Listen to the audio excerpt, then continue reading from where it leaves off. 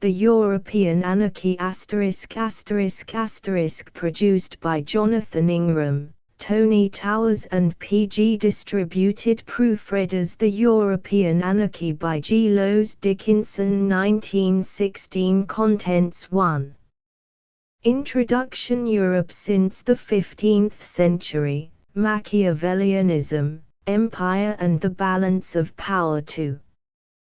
The Triple Alliance and the Entente. Belgian Dispatches of 1905–14.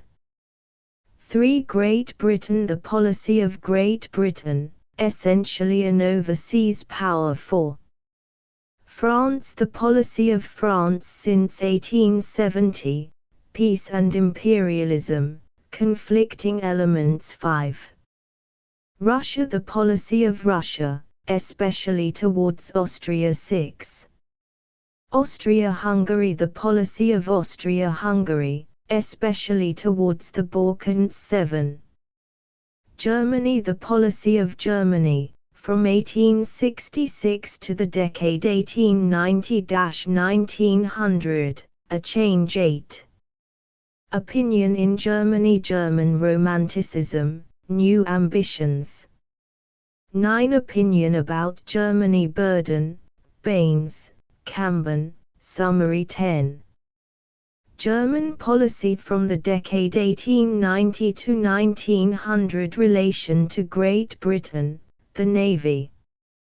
11. Vain attempts at harmony. Great Britain's efforts for arbitration, mutual suspicion. 12.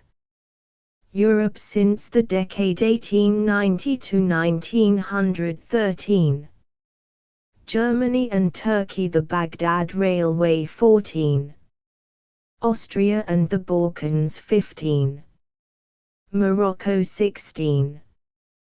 The last years before the war, the outbreak of war. 17. The responsibility and the moral. The pursuit of power and wealth. 18. The settlement. 19. The change needed. Change of outlook and change of system, an international league, international law and control. The European Anarchy. 1. Introduction. In the great and tragic history of Europe there is a turning point that marks the defeat of the ideal of a world order and the definite acceptance of international anarchy. That turning point is the emergence of the sovereign state at the end of the 15th century. And it is symbolical of all that was to follow that at that point stands, looking down the vista of the centuries, the brilliant and sinister figure of Machiavelli. From that date onwards international policy has meant Machiavellianism. Sometimes the masters of the craft, like Catherine de' Medici or Napoleon, have avowed it, sometimes, like Frederick the Great, they have disclaimed it. But always they have practiced it. They could not, indeed, practice anything else. For it is as true of an aggregation of states as of an aggregation of individuals that, whatever moral sentiments may prevail, if there is no common law and no common force, the best intentions will be defeated by lack of confidence and security. Mutual fear and mutual suspicion, aggression masquerading as defense and defense masquerading as aggression, will be the protagonists in the bloody drama, and there will be, what Hobbes truly asserted to be the essence of such a situation, a chronic state of war, open or veiled. For peace itself will be a latent war, and the more the states arm to prevent a conflict the more certainly will it be provoked, since to one or another it will always seem a better chance to have it now than to have it on worse conditions later. Some one state at any moment may be the immediate offender, but the main and permanent offense is common to all states. It is the anarchy which they are all responsible for perpetuating. While this anarchy continues, the struggle between states will tend to assume a certain stereotyped form. One will endeavor to acquire supremacy over the others for motives at once of security and of domination, the others will combine to defeat it, and history will turn upon the two poles of empire and the balance of power. So it has been in Europe, and so it will continue to be, until either empire is achieved, as once it was achieved by Rome, or a common law and a common authority is established by agreement. In the past, empire over Europe has been sought by Spain, by Austria, and by France, and soldiers, politicians, and professors in Germany have sought, and seek, to secure it now for Germany. On the other hand, Great Britain has long stood, as she stands now, for the balance of power. As ambitious, as quarrelsome, and as aggressive as other states, her geographical position has directed her aims overseas rather than toward the continent of Europe. Since the 15th century, her power has never menaced the continent. On the contrary, her own interest has dictated that she should resist there the enterprise of empire, and join in the defensive efforts of the threatened states. To any state of Europe that has conceived the ambition to dominate the continent, this policy of England has seemed as contrary to the interests of civilization as the policy of the papacy appeared in Italy to an Italian patriot like Machiavelli. He wanted Italy enslaved, in order that it might be united. And so do some Germans now want Europe enslaved, that it may have peace under Germany. They accuse England of perpetuating for egotistic ends the state of anarchy. But it was not thus that Germans viewed British policy when the power that was to give peace to Europe was not Germany, but France. In this long and bloody game the partners are always changing, and as partners change so do views. One thing only does not change: the fundamental anarchy. International relations, it is agreed, can only turn upon force. It is the disposition and grouping of the forces alone that can or does vary. But Europe is not the only scene of the conflict between empire and the balance. Since the 16th century the European states have been contending for mastery, not only over one another, but over the world. Colonial empires have risen and fallen.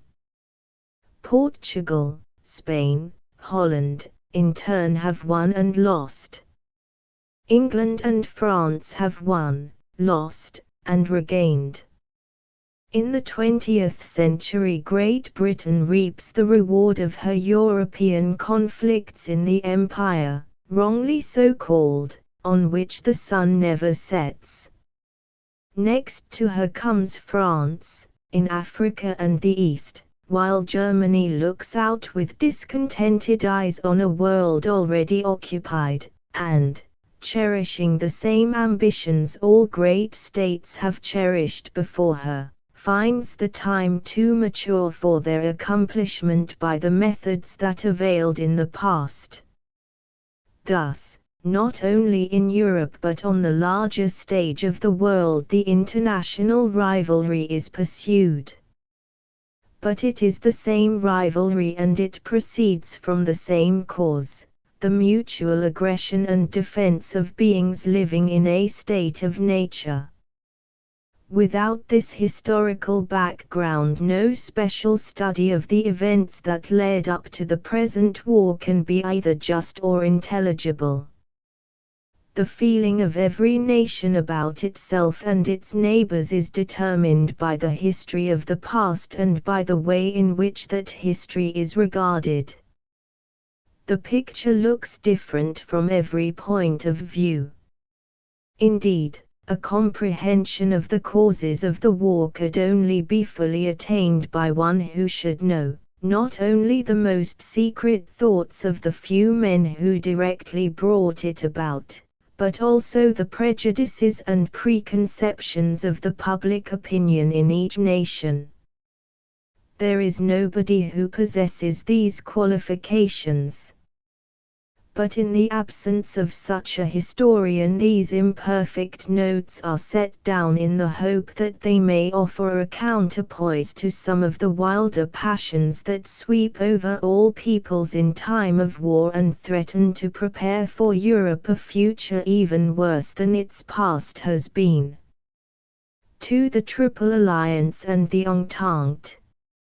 First, let us remind ourselves in general of the situation that prevailed in Europe during the 10 years preceding the war. It was in that period that the Entente between France, Russia, and England was formed and consolidated, over against the existing Triple Alliance between Germany, Austria, and Italy. Neither of these combinations was in its origin and purpose aggressive, one. And, so far as Great Britain was concerned, the relations she entered into with France and with Russia were directed in each case to the settlement of long outstanding differences without special reference to the German powers. But it is impossible in the European anarchy that any arrangements should be made between any states which do not arouse suspicion in others. And the drawing together of the powers of the Entente did in fact appear to Germany as a menace. She believed that she was being threatened by an aggressive combination, just as, on the other hand, she herself seemed to the powers of the Entente a danger to be guarded against. This apprehension on the part of Germany is sometimes thought to have been mere pretense, but there is every reason to suppose it to have been genuine. The policy of the Entente did in fact, on a number of occasions, come into collision with that of Germany. The arming and counter-arming was continuous. And the very fact that from the side of the Entente it seemed that Germany was always the aggressor, should suggest to us that from the other side the opposite impression would prevail. That, in fact, it did prevail is clear not only from the constant assertions of German statesmen and of the German press, but from contemporary observations made by the representatives of a state not itself involved in either of the opposing combinations. The dispatches of the Belgian ambassadors at Berlin, Paris, and London during the years 1905 to 1914, too, show a constant impression that the Entente was a hostile combination directed against Germany and engineered, in the earlier years, for that purpose by King Edward VII. This impression of the Belgian representatives is no proof, it is true, of the real intentions of the Entente, but it is proof of how they did in fact appear to outsiders. And it is irrelevant, whether or no it be true, to urge that the Belgians were indoctrinated with the German view, since precisely the fact that they could be so indoctrinated would show that the view was on the face of it plausible. We see, then, in these dispatches the way in which the policy of the Entente could appear to observers outside it. I give illustrations from Berlin, Paris, and London. On the 30th of May, 1908, Baron Graendel, Belgian ambassador at Berlin, writes as follows: "Call it an alliance, entente, or what you will. The grouping of the powers arranged by the personal intervention of the King of England exists, and if it is not a direct and immediate threat of war against Germany, it would be too much to say that it was that. It constitutes none the less a diminution of her security." The necessary pacifist declarations, which, no doubt, will be repeated at Revel, signify very little, emanating as they do from three powers which, like Russia and England, have just carried through successfully, without any motive except the desire for aggrandizement, and without even a plausible pretext, wars of conquest in Matria and the Transvaal, or which, like France, is proceeding at this moment to the conquest of Morocco, in contempt of solemn promises, and without any title except the cession of British rights, which never existed.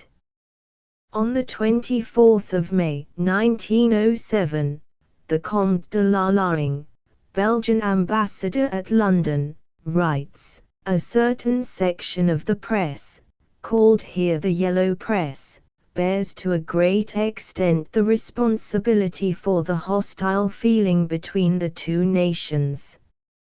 It is plain enough that official England is quietly pursuing a policy opposed to Germany and aimed at her isolation, and that King Edward has not hesitated to use his personal influence in the service of this scheme. But it is certainly exceedingly dangerous to poison public opinion in the open manner adopted by these irresponsible journals." Again, on the 28th of July 1911, in the midst of the Morocco crisis, Baron Guillaume, Belgian ambassador at Paris, writes, "I have great confidence in the pacific sentiments of the Emperor William, in spite of the too frequent exaggeration of some of his gestures. He will not allow himself to be drawn on farther than he chooses by the exuberant temperament and clumsy manners of his very intelligent Minister of Foreign Affairs, Keidelenwaetter.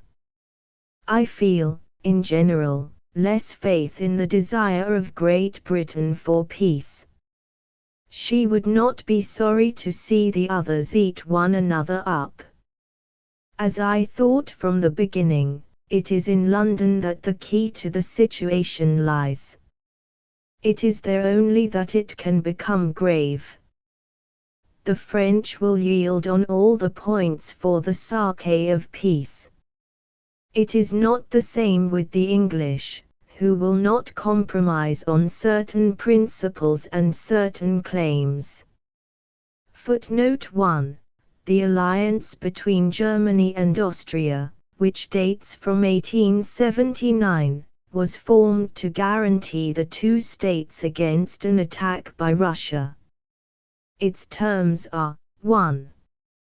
If, contrary to what is to be expected and contrary to the sincere desire of the two high contracting parties, one of the two empires should be attacked by Russia, the two high contracting parties are bound reciprocally to assist one another with the whole military force of their empire, and further not to make peace except conjointly and by common consent.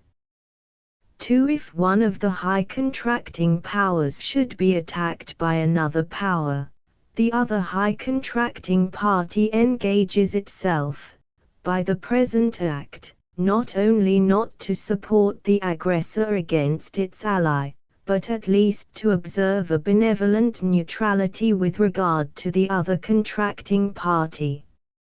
If, however, in the case supposed the attacking power should be supported by Russia, whether by active cooperation or by military measures which should menace the power attacked, then the obligation of mutual assistance with all military forces, as stipulated in the preceding article, would immediately come into force, and the military operations of the high contracting parties would be in that case conducted jointly until the conclusion of peace. Italy acceded to the alliance in 1882. The engagement is defensive. Each of the three parties is to come to the assistance of the others if attacked by a third party. The Treaty of Germany with Austria was supplemented in 1884 by a treaty with Russia, known as the Reinsurance Treaty, whereby Germany bound herself not to join Austria in an attack upon Russia. This treaty lapsed in the year 1890, and the lapse, it is presumed, prepared the way for the rapprochement between Russia and France. The text of the Treaty of 1894 between France and Russia has never been published. It is supposed to be a treaty of mutual defense in case of an aggressive attack. The power from whom attack is expected is probably named, as in the treaty between Germany and Austria. It is probably for that reason that the treaty was not published.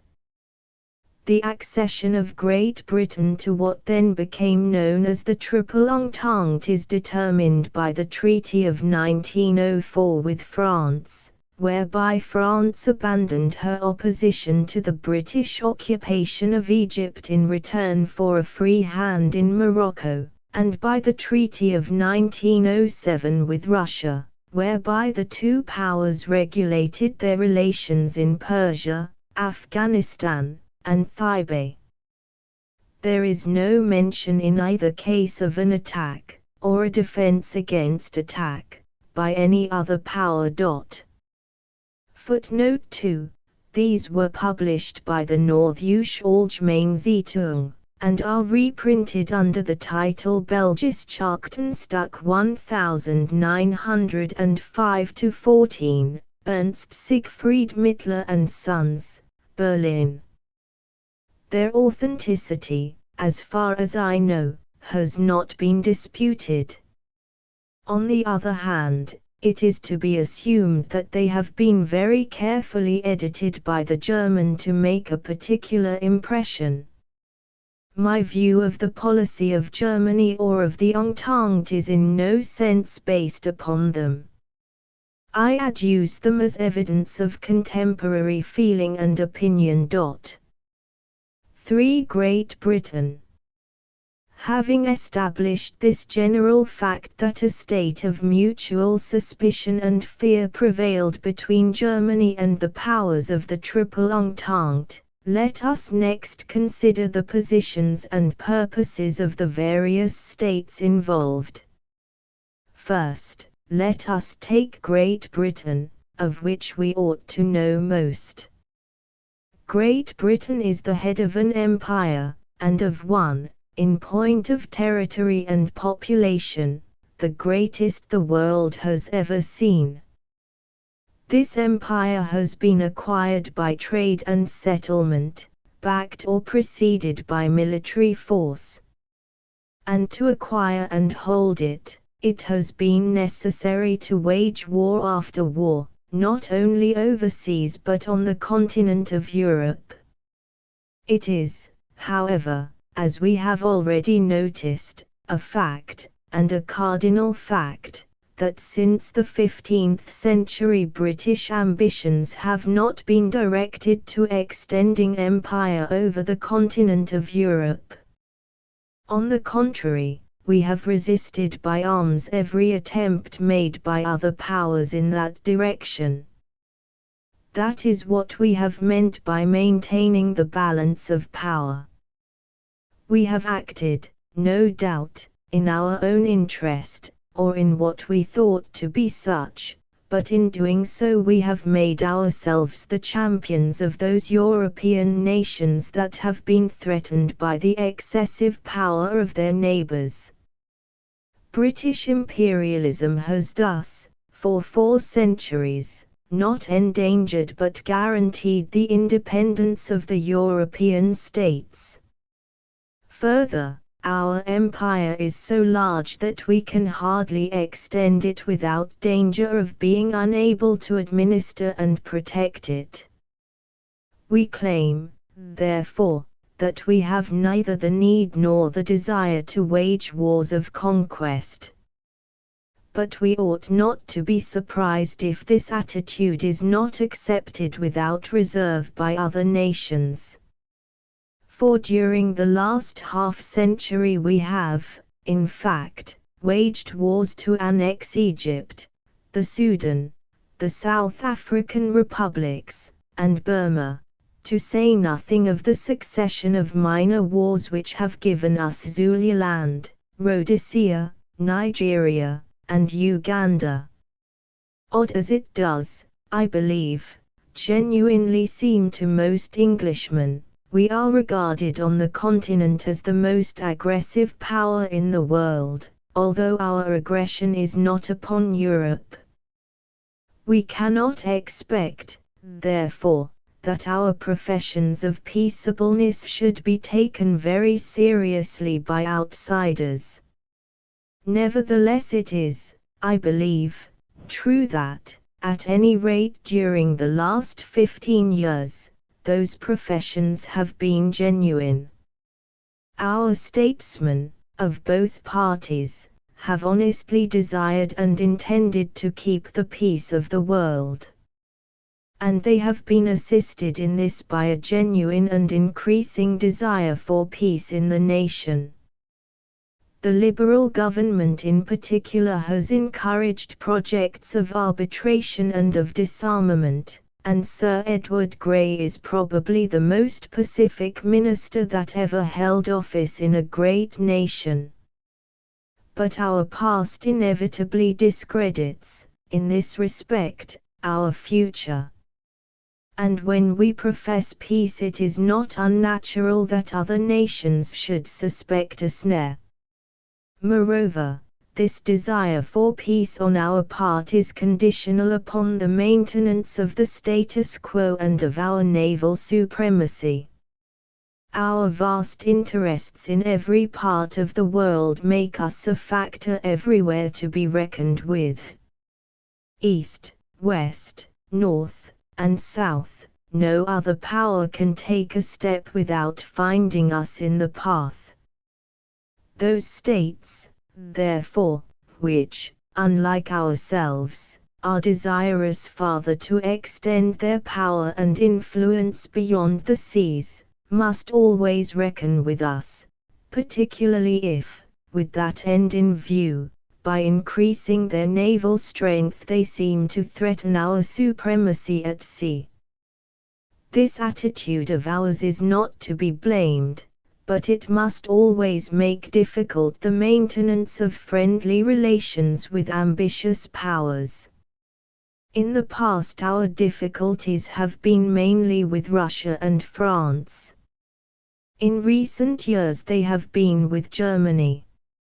For Germany, since 1898, for the first time in her history, has been in a position, and has made the choice, to become a world power. For that reason, as well as to protect her commerce, she has built a navy. And for that reason we, pursuing our traditional policy of opposing the strongest continental power, have drawn away from her and towards Russia and France. We did not, indeed, enter upon our arrangements with these latter powers because of aggressive intentions towards Germany. But the growth of German sea power drove us more and more to rely upon the Entente in case it should be necessary for us to defend ourselves. All this followed inevitably from the logic of the position, given the European anarchy. I state it for the sake of exposition, not of criticism, and I do not imagine any reader will quarrel with my statement. For France. Let us turn now to France. Since 1870 we find contending there, with varying fortunes and strength, two opposite currents of sentiment and policy. One was that of revanche against Germany, inspired by the old traditions of glory and hegemony, associated with hopes of a monarchist or imperialistic revolution, and directed, in the first place, to a recovery of Alsace-Lorraine. The other policy was that of peace abroad and socialistic transformation at home, inspired by the modern ideals of justice and fraternity, and supported by the best of the younger generation of philosophers, poets, and artists, as well as by the bulk of the working class. Nowhere have these two currents of contemporary aspiration met and contended as fiercely as in France. The Dreyfus case was the most striking act in the great drama. But it was not the concluding one. French militarism, in that affair, was scotched but not killed, and the contest was never fiercer than in the years immediately preceding the war. The fighters for peace were the socialists, under their leader, Gues, the one great man in the public life of Europe. While recognizing the urgent need for adequate national defense, Gues labored so to organize it that it could not be mistaken for nor converted into aggression. He labored, at the same time, to remove the cause of the danger. In the year 1913, under Swiss auspices, a meeting of French and German pacifists was arranged at Bern. To this meeting there proceeded 167 French deputies and 48 senators. The Baron d'Estournelles de Constant was president of the French Bureau, and Gues one of the vice-presidents. The result was disappointing. The German participation was small and less influential than the French, and no agreement could be reached on the burning question of Alsace-Lorraine. But the French socialists continued, up to the eve of the war, to fight for peace with an energy, an intelligence, and a determination shown in no other country. The assassination of Gues was a symbol of the assassination of peace, but the assassin was a Frenchman. For if, in France, the current for peace ran strong in these latter years, so did the current for war. French chauvinism had waxed and waned, but it was never extinguished. After 1870 it centered not only about Alsace-Lorraine, but also about the colonial expansion which took from that date a new lease of life in France, as it had done in England after the loss of the American colonies. Directly encouraged by Bismarck, France annexed Tunis in 1881. The annexation of Tunis led up at last to that of Morocco. Other territory had been seized in the Far East, and France became, next to ourselves, the greatest colonial power.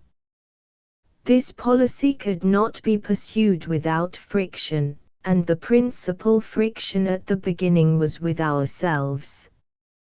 Once at least, in the Fashuda crisis, the two countries were on the verge of war, and it was not till the Entente of 1904 that their relations were adjusted on a basis of give and take.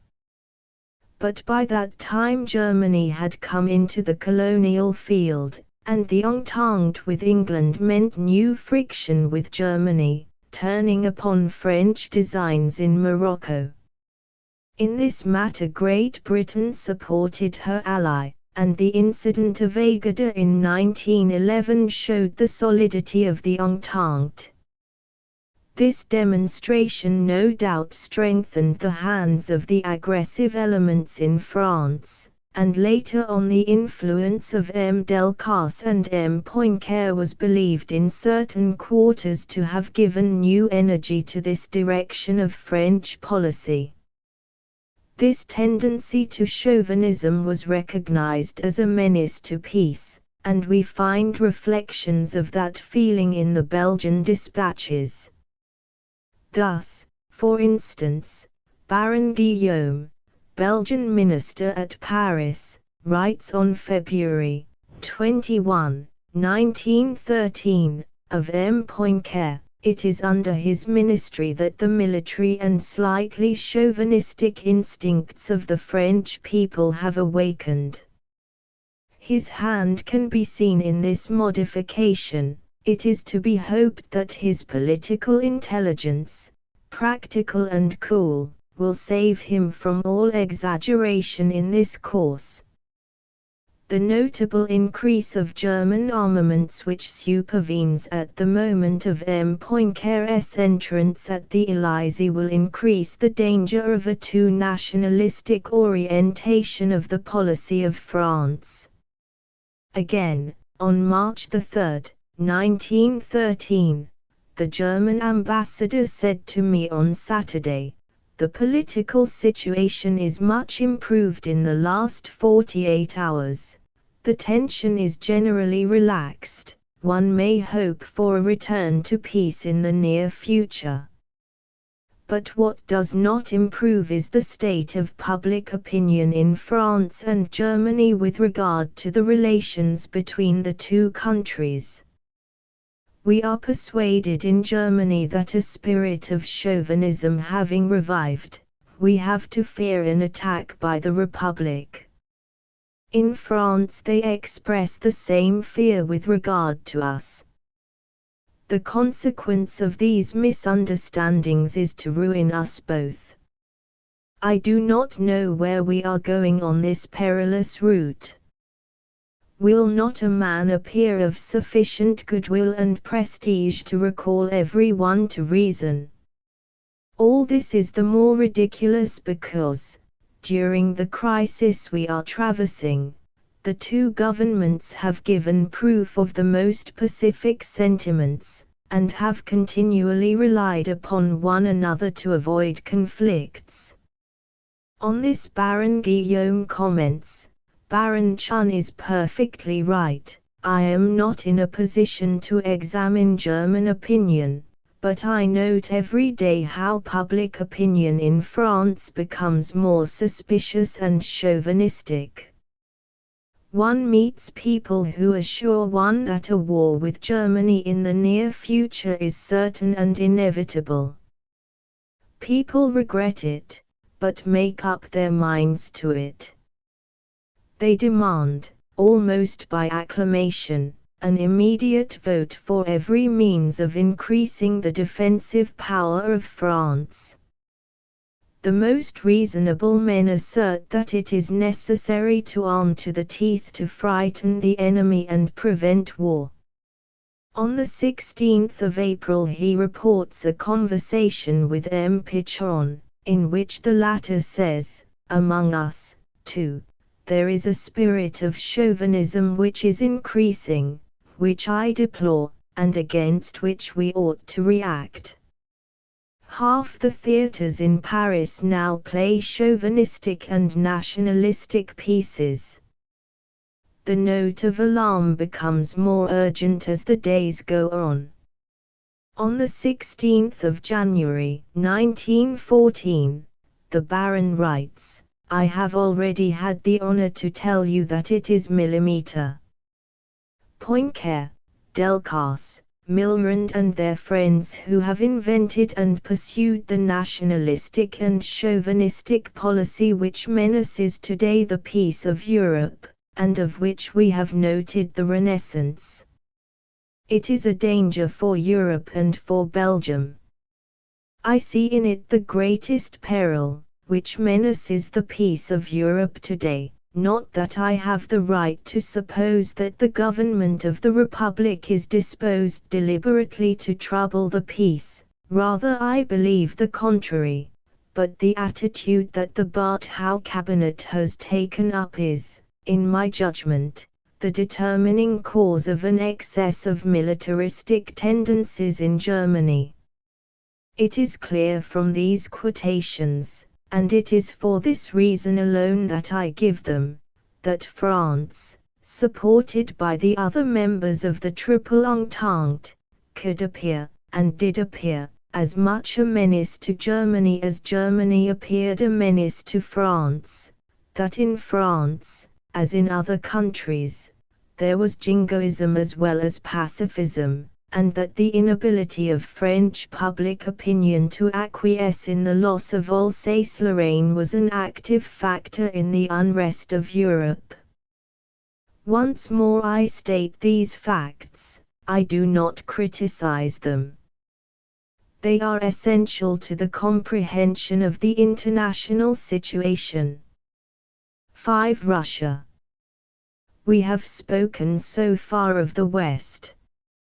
But the Entente between France and Russia, dating from 1894, brought the latter into direct contact with Eastern policy. The motives and even the terms of the dual alliance are imperfectly known. Considerations of high finance are supposed to have been an important factor in it. But the main intention, no doubt, was to strengthen both powers in the case of a possible conflict with Germany. The chances of war between Germany and France were thus definitely increased, for now there could hardly be an Eastern war without a Western one. Germany must therefore regard herself as compelled to wage war, if war should come, on both fronts, and in all her fears or her ambitions this consideration must play a principal part. Friction in the East must involve friction in the West, and vice versa. What were the causes of friction in the West we have seen. Let us now consider the cause of friction in the East. The relations of Russia to Germany have been and are of a confused and complicated character, changing as circumstances and personalities change. But one permanent factor has been the sympathy between the governing elements in the two countries. The governing class in Russia, indeed, has not only been inspired by German ideas, it has been largely recruited from men of German stock, and it has manifested all the contempt and hatred which is characteristic of the German bureaucracy for the ideals of democracy, liberty, and free thought. The two governments have always been ready to combine against popular insurrections, and in particular against every attempt of the Poles to recover their liberty. They have been drawn and held together by a common interest in tyranny, and the renewal of that cooperation is one of the dangers of the future. On the other hand, apart from and in opposition to this common political interest, there exists between the two nations a strong racial antagonism.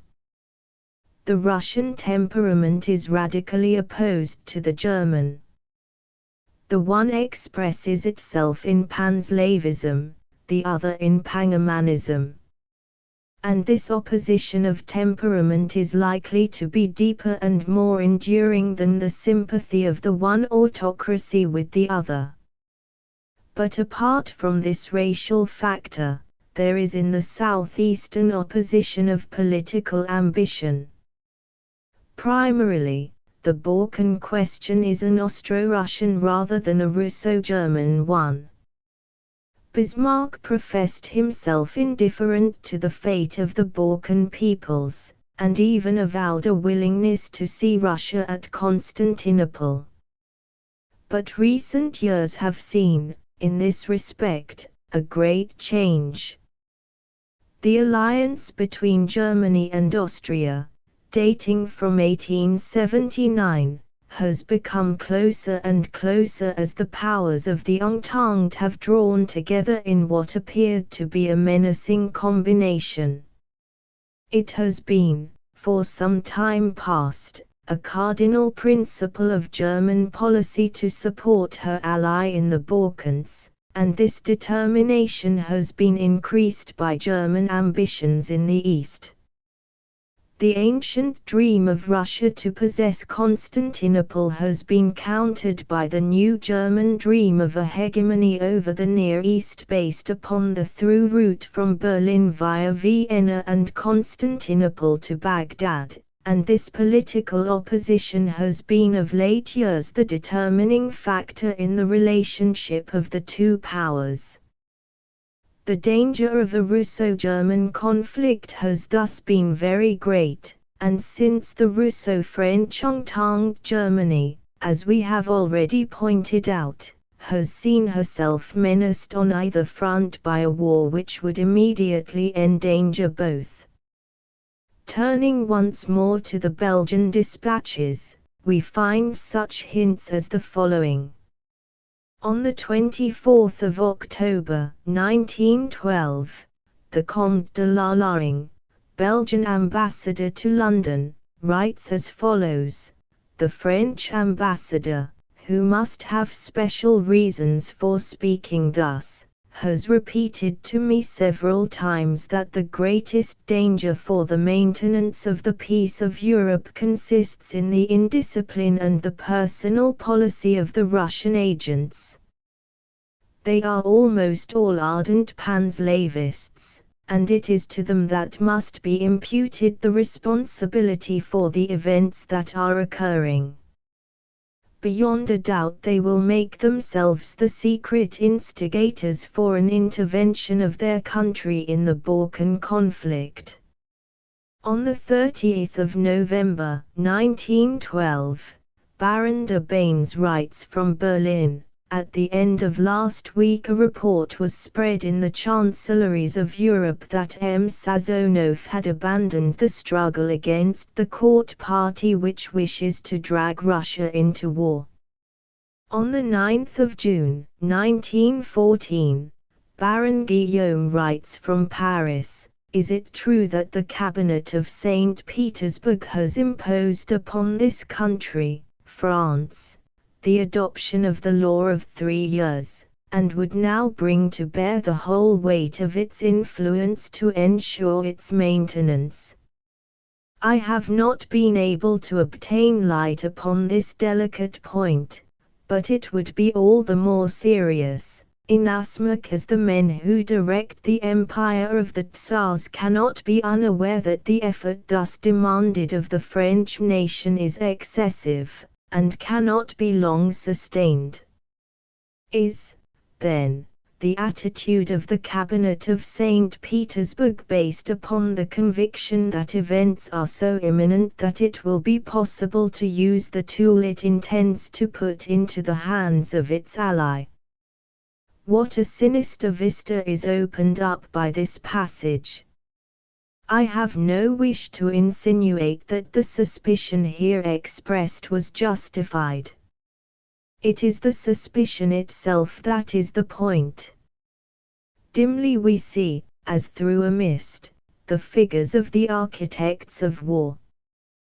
We see that the forces they wield are ambition and pride, jealousy and fear, that these are all pervasive, that they affect all governments and all nations, and are fostered by conditions for which all alike are responsible.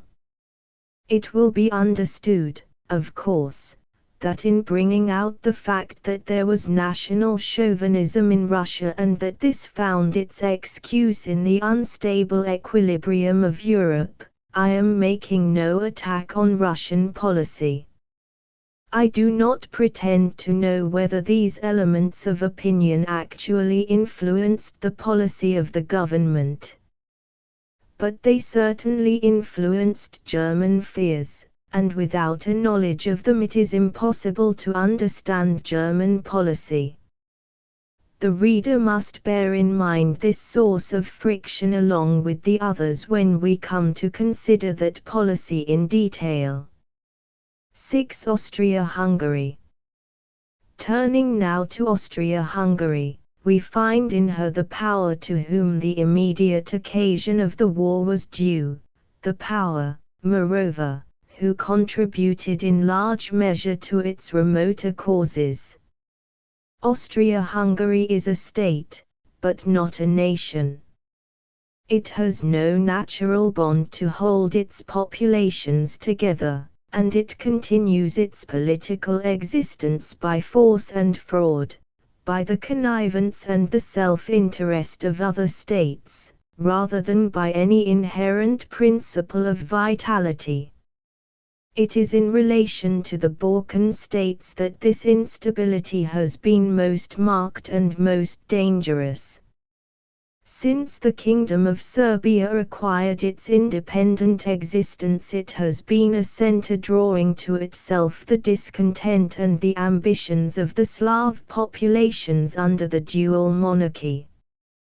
The realization of those ambitions implies the disruption of the Austro-Hungarian state. But behind the southern Slavs stands Russia, and any attempt to change the political status in the Balkans has thus meant, for years past, acute risk of war between the two empires that border them. This political rivalry has accentuated the racial antagonism between German and Slav, and was the immediate origin of the war which presents itself to Englishmen as one primarily between Germany and the Western powers. On the position of Italy it is not necessary to dwell. It had long been suspected that she was a doubtful factor in the Triple Alliance, and the event has proved that this suspicion was correct. But though Italy has participated in the war, her action had no part in producing it. And we need not here indicate the course and the motives of her policy. 7. Germany.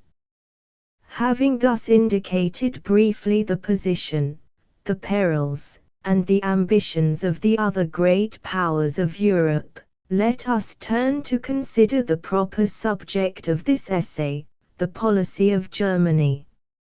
And first let us dwell on the all-important fact that Germany, as a great power, is a creation of the last 50 years.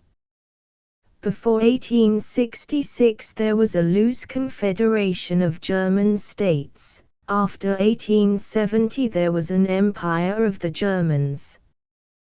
The transformation was the work of Bismarck, and it was accomplished by blood and iron. Whether it could have been accomplished otherwise is matter of speculation. That it was accomplished so is a fact, and a fact of tragic significance. For it established among Germans the prestige of force and fraud, and gave them as their national hero the man whose most characteristic act was the falsification of the Ems telegram. If the unification could have been achieved in 1848 instead of in 1870, if the free and generous idealism of that epoch could have triumphed, as it deserved to, if Germans had not bartered away their souls for the sake of the kingdom of this world, we might have been spared this last and most terrible act in the bloody drama of European history. If even, after 1866, 1870 had not been provoked, the catastrophe that is destroying Europe before our eyes might never have overwhelmed us. In the crisis of 1870 the French minister who fought so long and with such tenacity, for peace saw and expressed, with the lucidity of his nation, what the real issue was for Germany and for Europe. There exists, it is true, a barbarous Germany, greedy of battles and conquest, the Germany of the country squires. There exists a Germany pharisaic and iniquitous, the Germany of all the unintelligible pedants whose empty lucubrations and microscopic researches have been so unduly vaunted. But these two Germanies are not the great Germany, that of the artists, the poets, the thinkers, that of Bach, Mozart, Beethoven, Goethe, Schiller, Heine, Leibniz, Kant, Hegel, Liebig. This latter Germany is good, generous, humane, pacific. It finds expression in the touching phrase of Goethe, who when asked to write against us replied that he could not find it in his heart to hate the French. If we do not oppose the natural movement of German unity, if we allow it to complete itself quietly by successive stages, it will not give supremacy to the barbarous and sophistical Germany, it will assure it to the Germany of intellect and culture. War, on the other hand, would establish, during a time impossible to calculate, the domination of the Germany of the squires and the pedants. 1. The generous dream was not to be realized. French chauvinism fell into the trap Bismarck had prepared for it. Yet even at the last moment his war would have escaped him had he not recaptured it by fraud. The publication of the Ems telegram made the conflict inevitable, and one of the most hideous and sinister scenes in all history is that in which the three conspirators, Bismarck, Moltke, and Roon, suddenly recovered their pleasure in eating and drinking because, by publishing a lie, they had secured the certain death in battle of hundreds and thousands of young men. The spirit of Bismarck has infected the whole public life of Germany and of Europe. It has given a new lease to the political philosophy of Machiavelli, and made of every budding statesman and historian a solemn or a cynical defender of the gospel of force. But, though this be true, we have no right therefore to assume that there is some peculiar wickedness which marks off German policy from that of all other nations. Machiavellianism is the common heritage of Europe. It is the translation into idea of the fact of international anarchy. Germans have been more candid and brutal than others in their expression and application of it. But statesmen, politicians, publicists, and historians in every nation accept it, under a thicker or thinner veil of plausible sophisms. It is everywhere the iron hand within the silken glove. It is the great European tradition. Although, moreover, it was by these methods that Bismarck accomplished the unification of Germany, his later policy was, by common consent, a policy of peace. War had done its part, and the new Germany required all its energies to build up its internal prosperity and strength. In 1875, it is true, Bismarck was credited with the intention to fall once more upon France. The fact does not seem to be clearly established. At any rate, if such was his intention, it was frustrated by the intervention of Russia and of Great Britain. During the 39 years that followed, Germany kept the peace. While France, England, and Russia waged wars on a great scale, and while the former powers acquired enormous extensions of territory, The only military operations undertaken by Germany were against African natives in her dependencies and against China in 1900. The conduct of the German troops appears, it is true, to have been distinguished, in this latter expedition, by a brutality which stood out in relief even in that orgy of slaughter and loot. But we must remember that they were specially ordered by their imperial master, in the name of Jesus Christ, to show no mercy and give no quarter. Apart from this, it will not be disputed, by anyone who knows the facts, that during the first 20 years or so after 1875 Germany was the power whose diplomacy was the least disturbing to Europe. The chief friction during that period was between Russia and France and Great Britain, and it was one or other of these powers, according to the angle of vision, which was regarded as offering the menace of aggression. If there has been a German plot against the peace of the world, it does not date from before the decade 1890 to 1900. The close of that decade marks, in fact, a new epoch in German policy. The years of peace had been distinguished by the development of industry and trade and internal organization. The population increased from 40 millions in 1870 to over 65 millions at the present date. Foreign trade increased more than tenfold. National pride and ambition grew with the growth of prosperity and force, and sentiment as well as need impelled German policy to claim a share of influence outside Europe in that greater world for the control of which the other nations were struggling. Already Bismarck, though with reluctance and skepticism, had acquired for his country by negotiation large areas in Africa. But that did not satisfy the ambitions of the colonial party. The new Kaiser put himself at the head of the new movement, and announced that henceforth nothing must be done in any part of the world without the cognizance and acquiescence of Germany.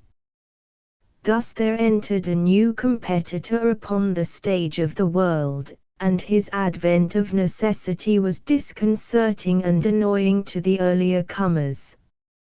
But is there reason to suppose that, from that moment, German policy was definitely aiming at empire, and was prepared to provoke war to achieve it?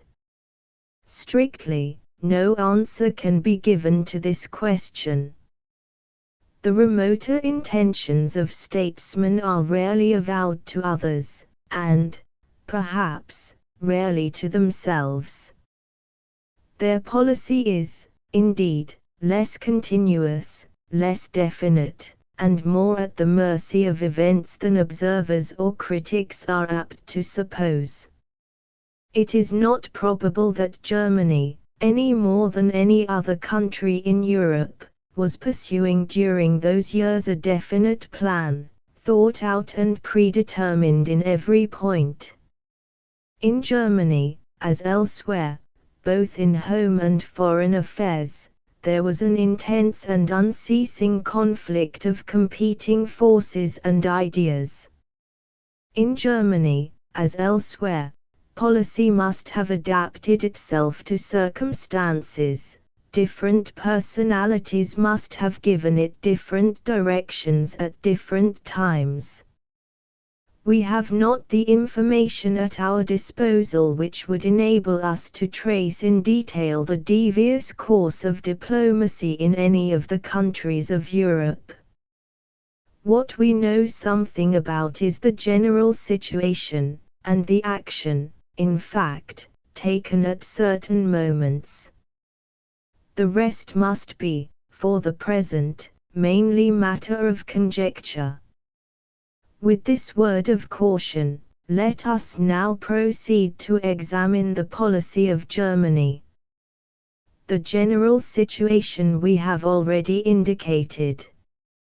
We have shown how the armed peace, which is the chronic malady of Europe, had assumed during the 10 years from 1904 to 1914 that specially dangerous form which grouped the great powers in two opposite camps, the Triple Alliance and the Triple Entente.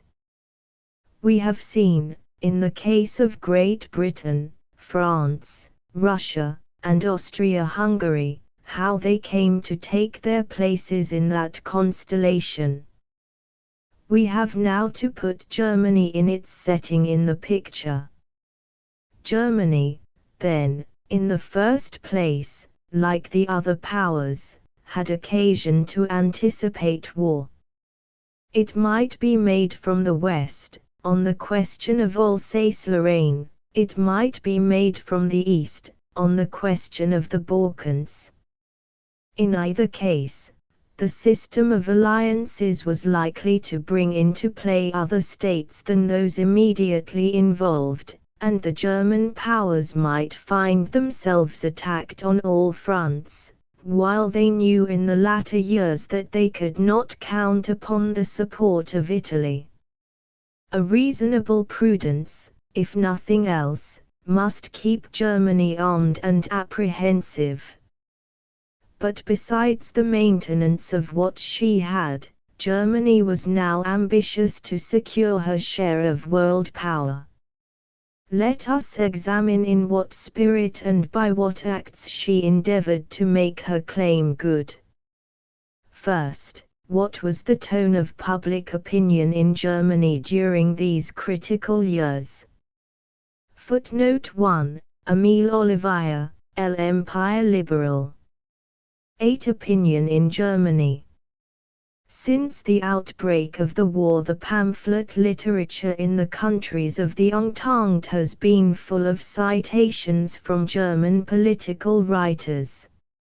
In England, in particular, the names and works of Bernhardi and of Treitschke have become more familiar than they appear to have been in Germany prior to the war.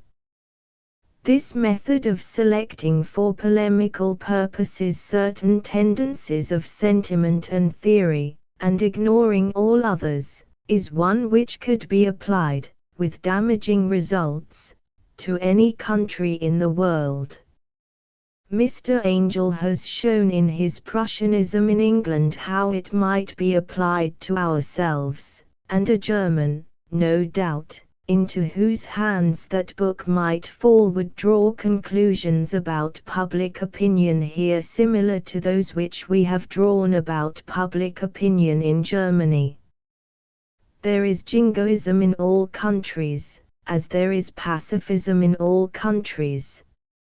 Nevertheless, I think it is true to say that the jingoism of Germany has been peculiar both in its intensity and in its character. This special quality appears to be due both to the temperament and to the recent history of the German nation. The Germans are romantic, as the French are impulsive, the English sentimental, and the Russians religious. There is some real meaning in these generalizations. They are easily to be felt when one comes into contact with a nation, though they may be hard to establish or define. When I say that the Germans are romantic, I mean that they do not easily or willingly see things as they are. Their temperament is like a medium of colored glass. It magnifies, distorts, conceals, transmutes. And this is as true when their intellectual attitude is realistic as when it is idealistic. In the Germany of the past, the Germany of small states, to which all non-Germans look back with such sympathy and such regret, their thinkers and poets were inspired by grandiose intellectual abstractions. They saw ideas, like gods, moving the world, and actual men and women, actual events and things, were but the passing symbols of these supernatural powers. 1866 and 1870 ended all that. The unification of Germany, in the way we have discussed, diverted all their interest from speculation about the universe, life, and mankind, to the material interests of their new country. Germany became the preoccupation of all Germans. From abstractions they turned with a new intoxication to what they conceived to be the concrete. Entering thus late upon the stage of national politics, they devoted themselves, with their accustomed thoroughness, to learning and bettering what they conceived to be the principles and the practice which had given success to other nations. In this quest no scruples should deter them, no sentimentality hamper, no universal ideals distract. Yet this, after all, was but German Romanticism assuming another form. The objects, it is true, were different. Actuality had taken the place of ideals, Germany of humanity. But by the German vision the new objects were no less distorted than the old. In dealing with realpolitik, which is the German translation of Machiavellianism, with expansion with survival of the fittest and all the other shibboleths of world policy, their outlook remained as absolute and abstract as before, as contemptuous of temperament and measure, as blind to those compromises and qualifications, those decencies, so to speak, of nature, by which reality is constituted. The Germans now saw men instead of gods, but they saw them as trees walking. German imperialism, then, while it involves the same intellectual presuppositions, the same confusions, the same erroneous arguments, the same short-sighted ambitions, as the imperialism of other countries, exhibits them all in an extreme degree. All peoples admire themselves. But the self-adoration of Germans is so naive, so frank, so unqualified, as to seem sheerly ridiculous to more experienced nations. 1. The English and the French, 2. Believe their civilization to be the best in the world. But English common sense and French sanity would prevent them from announcing to other peoples that they proposed to conquer them, morally or materially, for their good. All Jingoes admire and desire war. But nowhere else in the modern world is to be found such a debauch of romantic enthusiasm, such a willful blindness to all the realities of war, as Germany has manifested both before and since the outbreak of this world catastrophe. A reader of German newspapers and tracts gets at last a feeling of nausea at the very words "wir Deutsche," followed by the eternal Helden, Heldenthem, Heldenthat, and is inclined to thank God if he indeed belonged to a nation sane enough to be composed of Handler.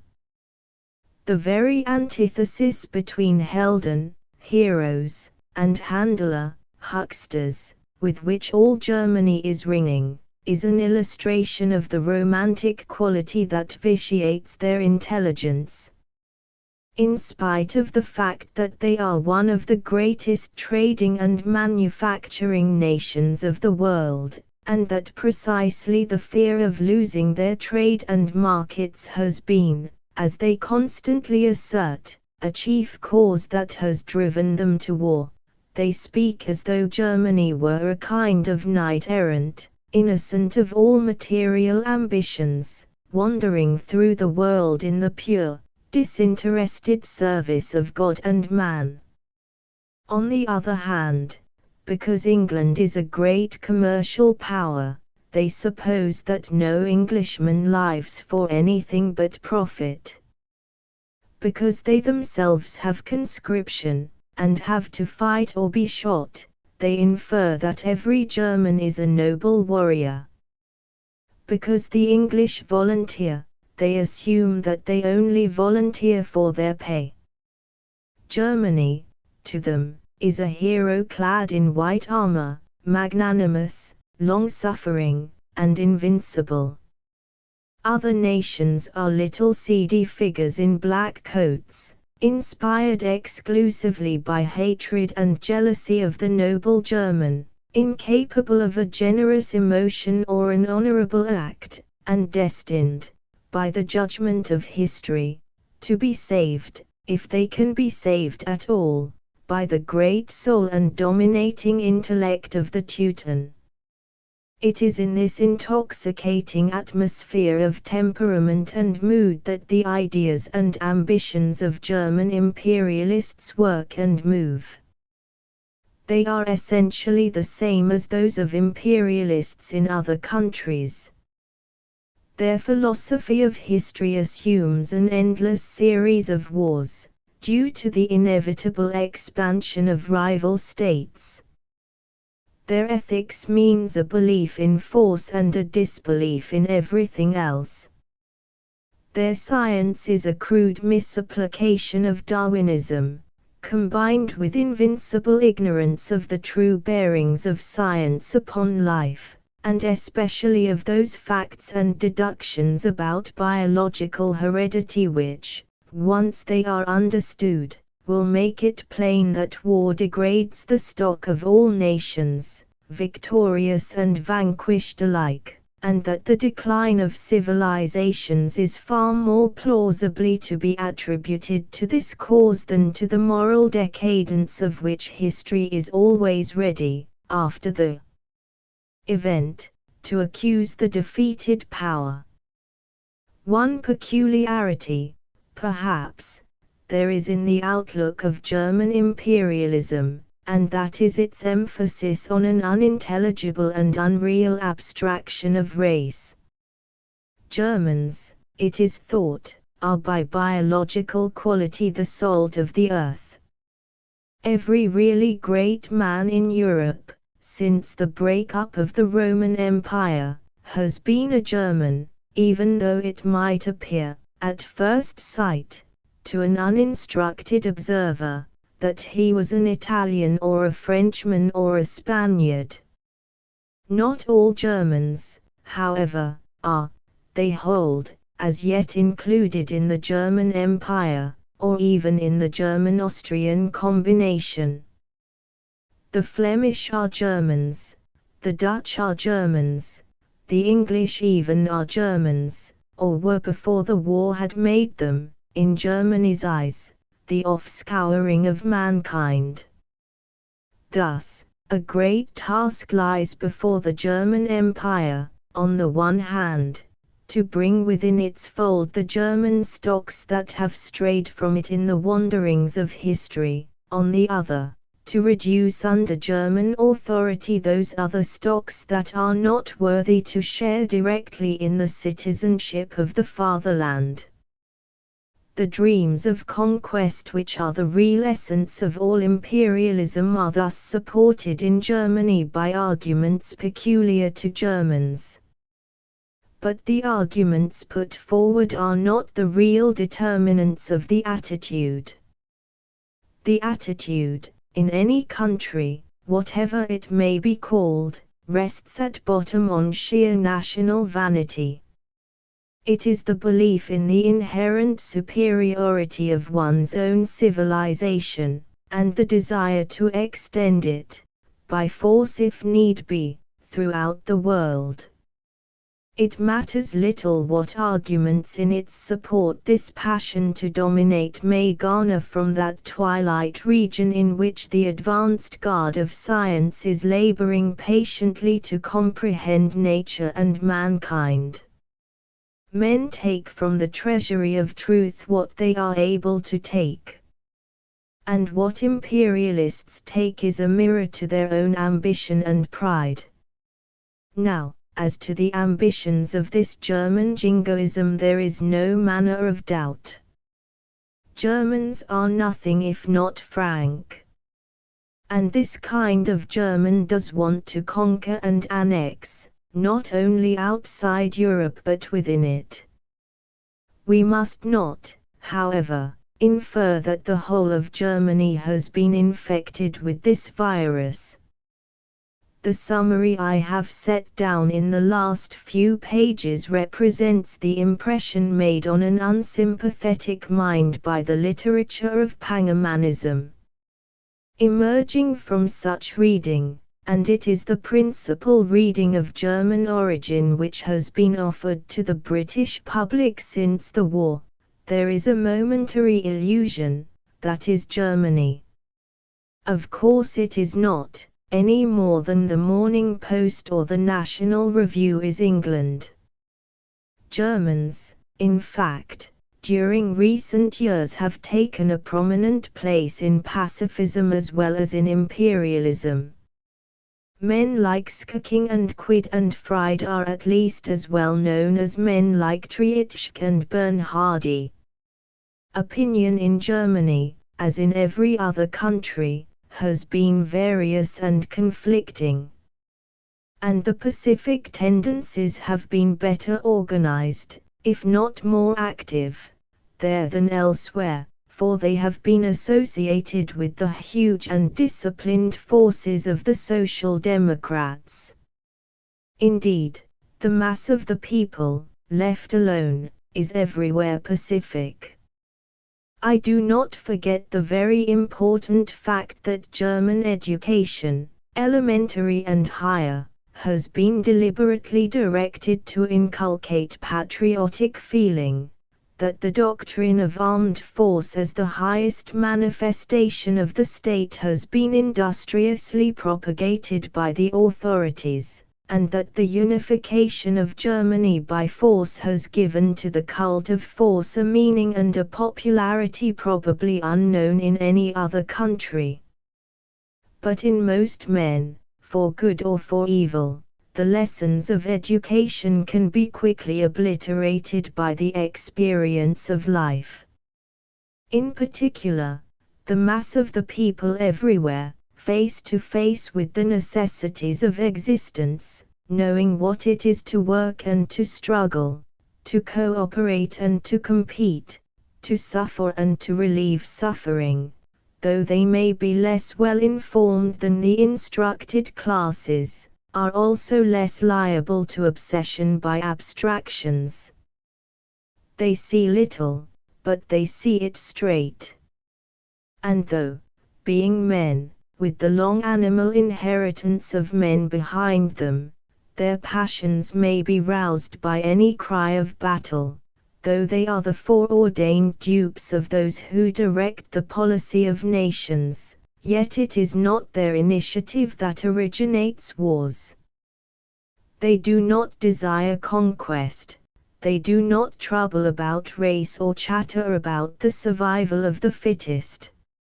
It is their own needs, which are also the vital needs of society, that preoccupy their thoughts, and it is real goods that direct and inspire their genuine idealism. We must, then, disabuse ourselves of the notion so naturally produced by reading, and especially by reading in time of war, that the German jingoes are typical of Germany. They are there, they are a force, they have to be reckoned with.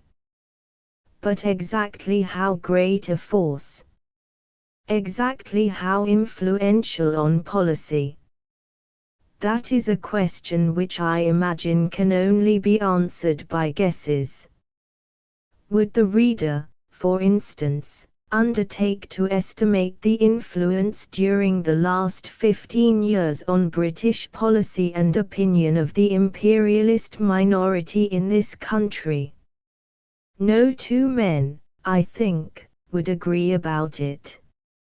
And few men would agree with themselves from one day or one week to another.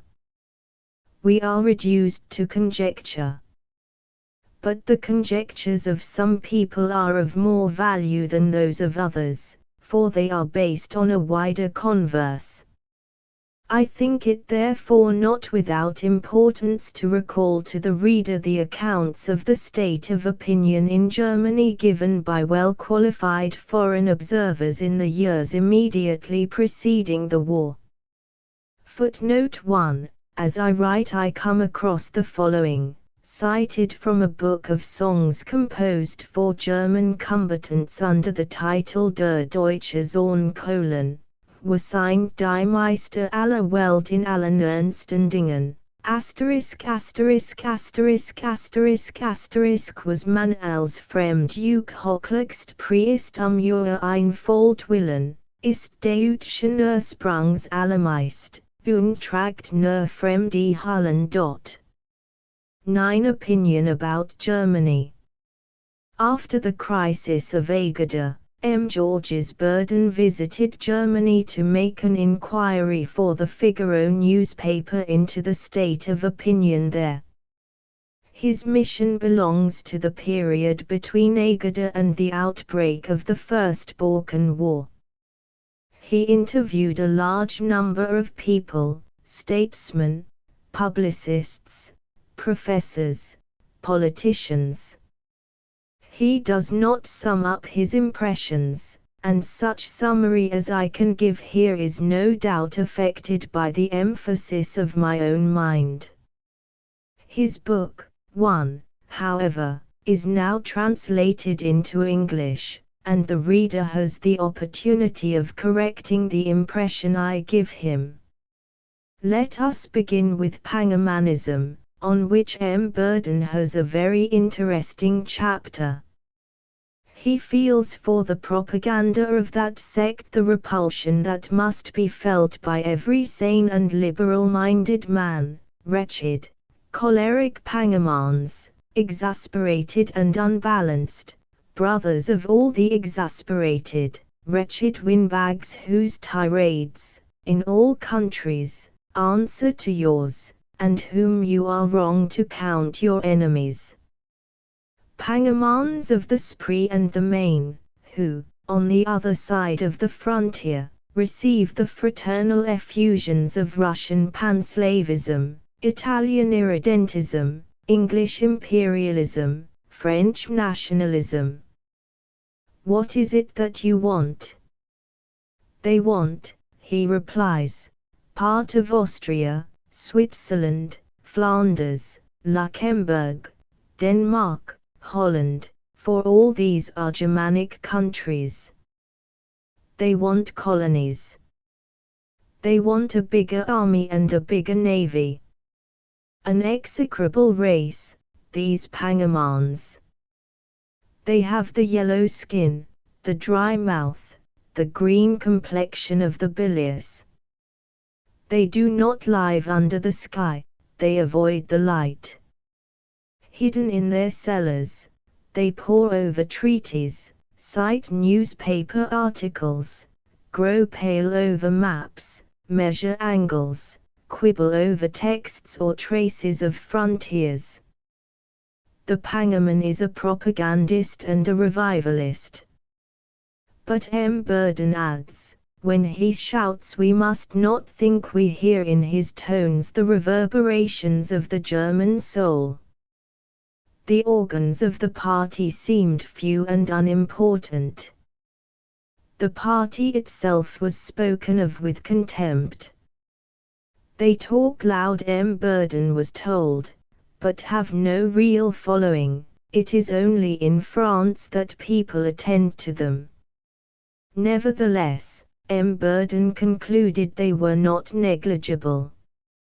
For, in the first place, they have power to evoke the jingoism of the German public, a jingoism which the violent patriotism of the people, their tradition of victorious force, their education, their dogma of race, continually keep alive. and, secondly, the government, when it thinks it useful, turns to the Pangermans for assistance, and lets loose their propaganda in the press. Their influence thus waxes and wanes, as it is favored, or not, by authority. Like the giant Ante Ellis, a correspondent wrote to M. Burden, Pangermanism loses its force when it quits the soil of government. It is interesting to note, however, that the Pangerman propaganda purports to be based upon fear. If they urge increased armaments, it is with a view to defense. I considered it a patriotic duty, wrote General Keim, in my quality of President of the German League for Defense, to demand an increase of effectives such that France should find it out of the question to dream of a victorious war against us, even with the help of other nations. To the awakening of the national sentiment in France there is only one reply: the increase of the German forces. I have the impression, said Count Reventlow, that a warlike spirit which is new is developing in France. There is the danger. Thus in Germany, as elsewhere, even jingoism took the mask of necessary precaution. And so it must be, and will be everywhere, as long as the European anarchy continues. For what nation has ever admitted an intention or desire to make aggressive war? M. Burden, then, takes full account of Pangermanism. Nor does he neglect the general militaristic tendencies of German opinion. He found pride in the army, a determination to be strong, and that belief that it is in war that the state expresses itself at the highest and the best, which is part of the tradition of German education since the days of Treitschke. Yet, in spite of all this, to which M. Burden does full justice, the general impression made by the conversations he records is that the bulk of opinion in Germany was strongly pacific. There was apprehension indeed, apprehension of France and apprehension of England. England certainly preoccupies opinion more than France. People are alarmed by her movements and her armaments. The constant interventions of England have undoubtedly irritated the public. Germany, therefore, must arm and arm again. A great war may be delayed, but not prevented, unless German armaments are such as to put fear into the heart of every possible adversary. Germany feared that war might come, but she did not want it. That, in sum, was M. Burden's impression. From soldiers, statesmen, professors, businessmen, again and again, the same assurance. The sentiment you will find most generally held is undoubtedly that of peace. Few think about war. We need peace too much. War. War between us. What an idea! Why, it would mean a European war, something monstrous, something which would surpass in horror anything the world has ever seen. My dear sir, only madmen could desire or conceive such a calamity. It must be avoided at all costs. What counts above all here is commercial interest. All who live by it are, here as elsewhere, almost too pacific. Under the economic conditions prevailing in Germany, the most glorious victory she can aspire to, it is a soldier who says it, is peace. The impression thus gathered from M. Burden's observations is confirmed at every point by those of Baron Baines, who went to Berlin as Belgian minister after the crisis of Agadir. 2. Of the world of business he says, all these gentlemen appeared to be convinced partisans of peace.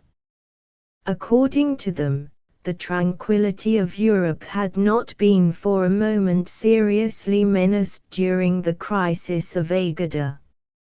Industrial Germany required to live on good terms with France. Peace was necessary to business, and German finance in particular had every interest in the maintenance of its profitable relations with French finance. 3. At the end of a few months I had the impression that these pacifists personified then, in 1912, the most common, the most widely spread, though the least noisy, opinion, the opinion of the majority, understanding by the majority, not that of the governing classes but that of the nation as a whole. p. 172. The mass of the people, Baines held, loved peace, and dreaded war. That was the case, not only with all the common people, but also with the managers and owners of businesses and the wholesale and retail merchants. Even in Berlin society and among the ancient German nobility there were to be found sincere pacifists. On the other hand, there was certainly a bellicose minority. It was composed largely of soldiers, both active and retired, the latter especially looking with envy and disgust on the increasing prosperity of the commercial classes, and holding that a bloodletting would be wholesome to purge and regenerate the social body, a view not confined to Germany, and one which has received classical expression in Tennyson's Maud. To this movement belonged also the high officials, the conservative parties, patriots and journalists, and of course the armament firms, deliberate fomenters of war in Germany, as everywhere else, in order to put money into their pockets. To these must be added the intellectual flower of the universities and the schools. The professors at the universities, taken en bloc, were one of the most violent elements in the nation. Almost all the young people from one end of the empire to the other have had brought before them in the course of their studies the dilemma which Bernhardi summed up to his readers in the 3 words world power or decadence. Yet with all this, the resolute partisans of war formed as I thought a very small minority in the nation. That is the impression I obstinately retain of my sojourn in Berlin and my excursions into the provinces of the empire, rich or poor. When I recall the image of this peaceful population, journeying to business every weekday with a movement so regular, or seated at table on Sundays in the cafes in the open air before a glass of beer, I can find in my memories nothing but placid faces where there was no trace of violent passions, no thought hostile to foreigners, not even that feverish concern with the struggle for existence which the spectacle of the human crowd has sometimes shown me elsewhere. A similar impression is given by the dispatch from M. Cambon, French ambassador to Berlin, written on the 30th of July, 1913. 4. He, too, finds elements working for war, and analyzes them much as Baron Baines does. There are first the Junkers or country squires, naturally military by all their traditions, but also afraid of the death duties which are bound to come if peace continues. Secondly, the higher bourgeoisie, that is, the great manufacturers and financiers, and, of course, in particular the armament firms. Both these social classes are influenced, not only by direct pecuniary motives but by the fear of the rising democracy, which is beginning to swamp their representatives in the Reichstag. Thirdly, the officials, the party of the pensioned. Fourthly, the universities, the historians, philosophers, political pamphleteers, and other apologists of German culture. Fifthly, rancorous diplomatists, with a sense that they had been duped.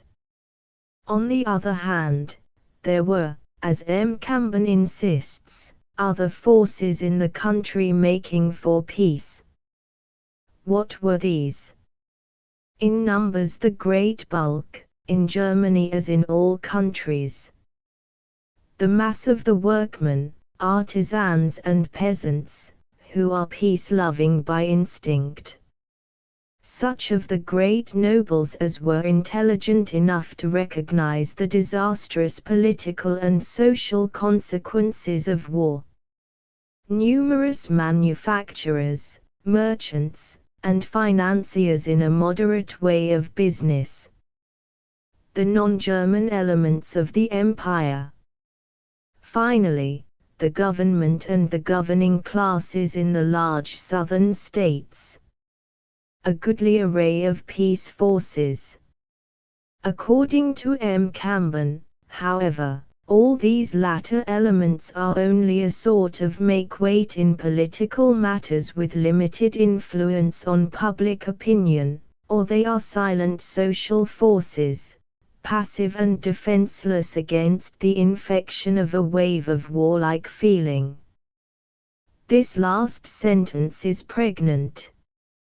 It describes the state of affairs existing, more or less, in all countries, a few individuals, a few groups or cliques, making for war more or less deliberately, the mass of the people ignorant and unconcerned, but also defenseless against suggestion, and ready to respond to the call to war, with submission or with enthusiasm, as soon as the call is made by their government. On the testimony, then, of these witnesses, all shrewd and competent observers, it may be permitted to sum up somewhat as follows. In the years immediately preceding the war, the mass of the people in Germany, rich and poor, were attached to peace and dreaded war.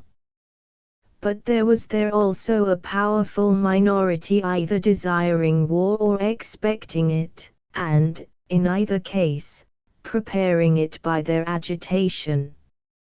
And this minority could appeal to the peculiarly aggressive form of patriotism inculcated by the public schools and universities. The war party based its appeal for ever fresh armaments on the hostile preparations of the powers of the Entente. Its aggressive ambition masqueraded, perhaps even to itself, as a patriotism apprehensively concerned with defense. It was supported by powerful moneyed interests, and the mass of the people, passive, ill-informed, preoccupied, were defenseless against its agitation. The German government found the Pangermans embarrassing or convenient according as the direction of its policy and the European situation changed from crisis to crisis. They were thus at one moment negligible, at another powerful. For long they agitated vainly, and they might long have continued to do so.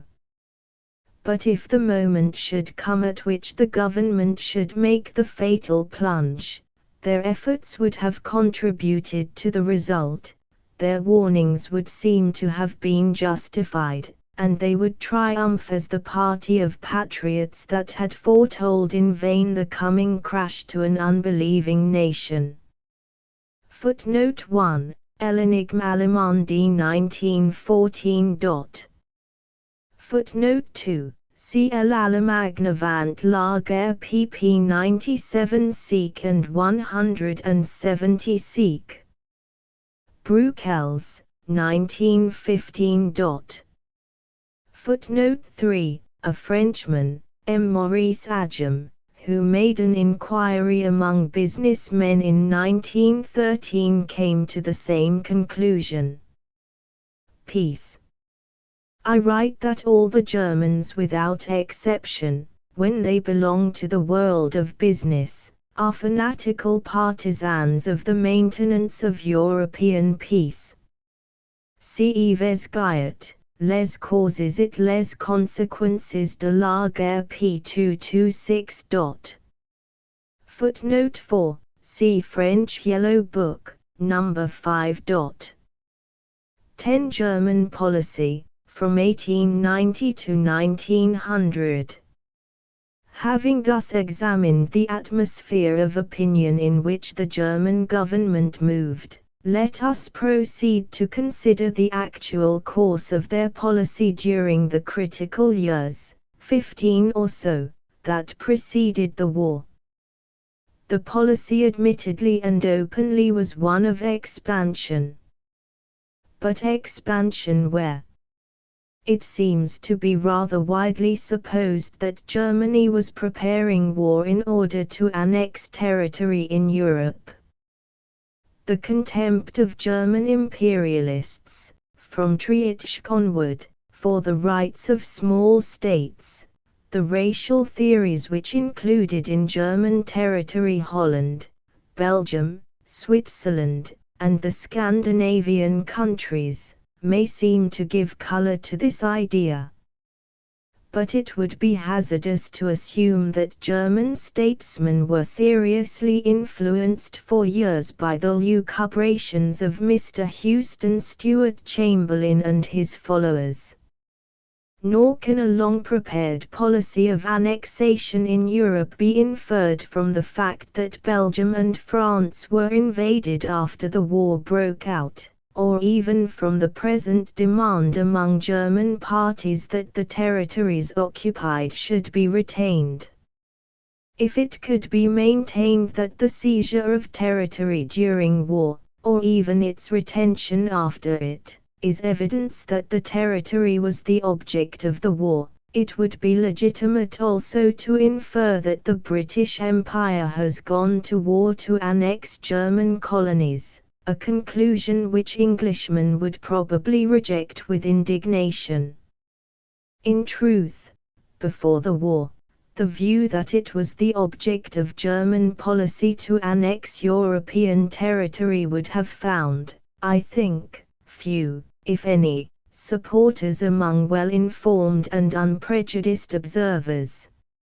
I note, for instance, that Mr. Dawson, whose opinion on such a point is probably better worth having than that of any other Englishman, in his book, The Evolution of Modern Germany, 1, when discussing the aims of German policy does not even refer to the idea that annexations in Europe are contemplated.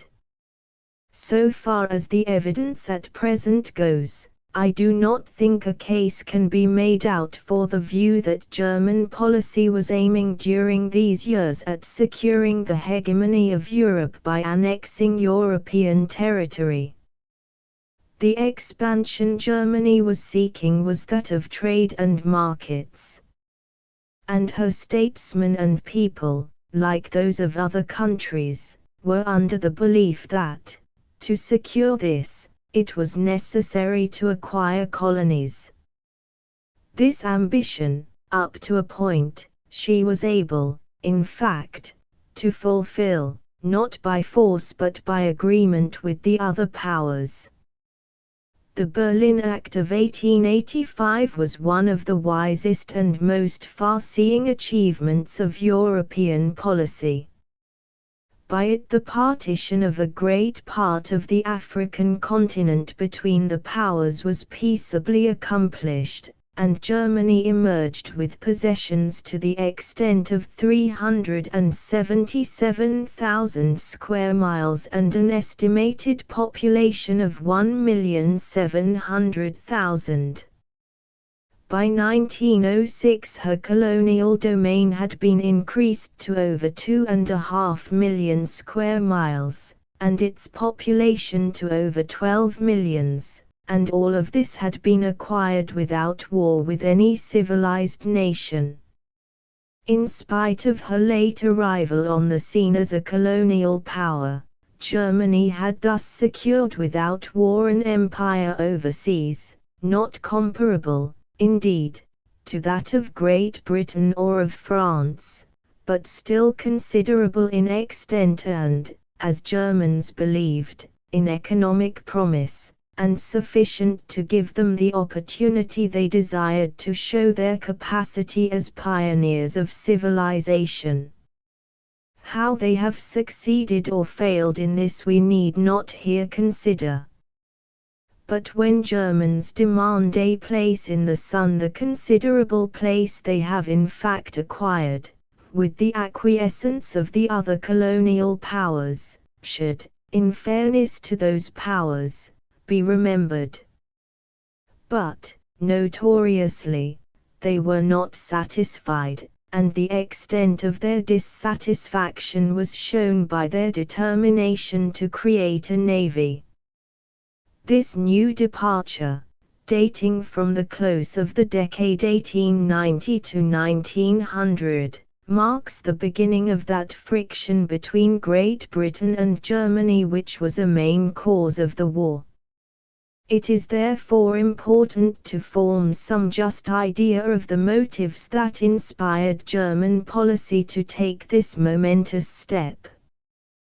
The reasons given by Prince Bülow, the founder of the policy, and often repeated by German statesmen and publicists, too, are, first, the need of a strong navy, to protect German commerce, secondly, the need, as well as the ambition, of Germany to play a part proportional to her real strength in the determination of policy beyond the seas. These reasons, according to the ideas that govern European statesmanship, are valid and sufficient. They are the same that have influenced all great powers, and if Germany was influenced by them we need not infer any specially sinister intentions on her part. The fact that during the present war German trade has been swept from the seas, and that she is in the position of a blockaded power, will certainly convince any German patriot, not that she did not need a navy, but that she needed a much stronger one, and the retort that there need have been no war if Germany had not provoked it by building a fleet is not one that can be expected to appeal to any nation so long as the European anarchy endures. For, of course, every nation regards itself as menaced perpetually by aggression from some other power. Defense was certainly a legitimate motive for the building of the fleet, even if there had been no other. There was, however, in fact, another reason avowed. Germany, as we have said, desired to have a voice in policy beyond the seas. Here, too, the reason is good, as reasons go in a world of competing states. A great manufacturing and trading power cannot be indifferent to the parceling out of the world among its rivals. Wherever, in countries economically undeveloped, there were projects of protectorates or annexations, or of any kind of monopoly to be established in the interest of any power, their German interests were directly affected. She had to speak, and to speak with a loud voice, if she was to be attended to. And a loud voice meant a navy.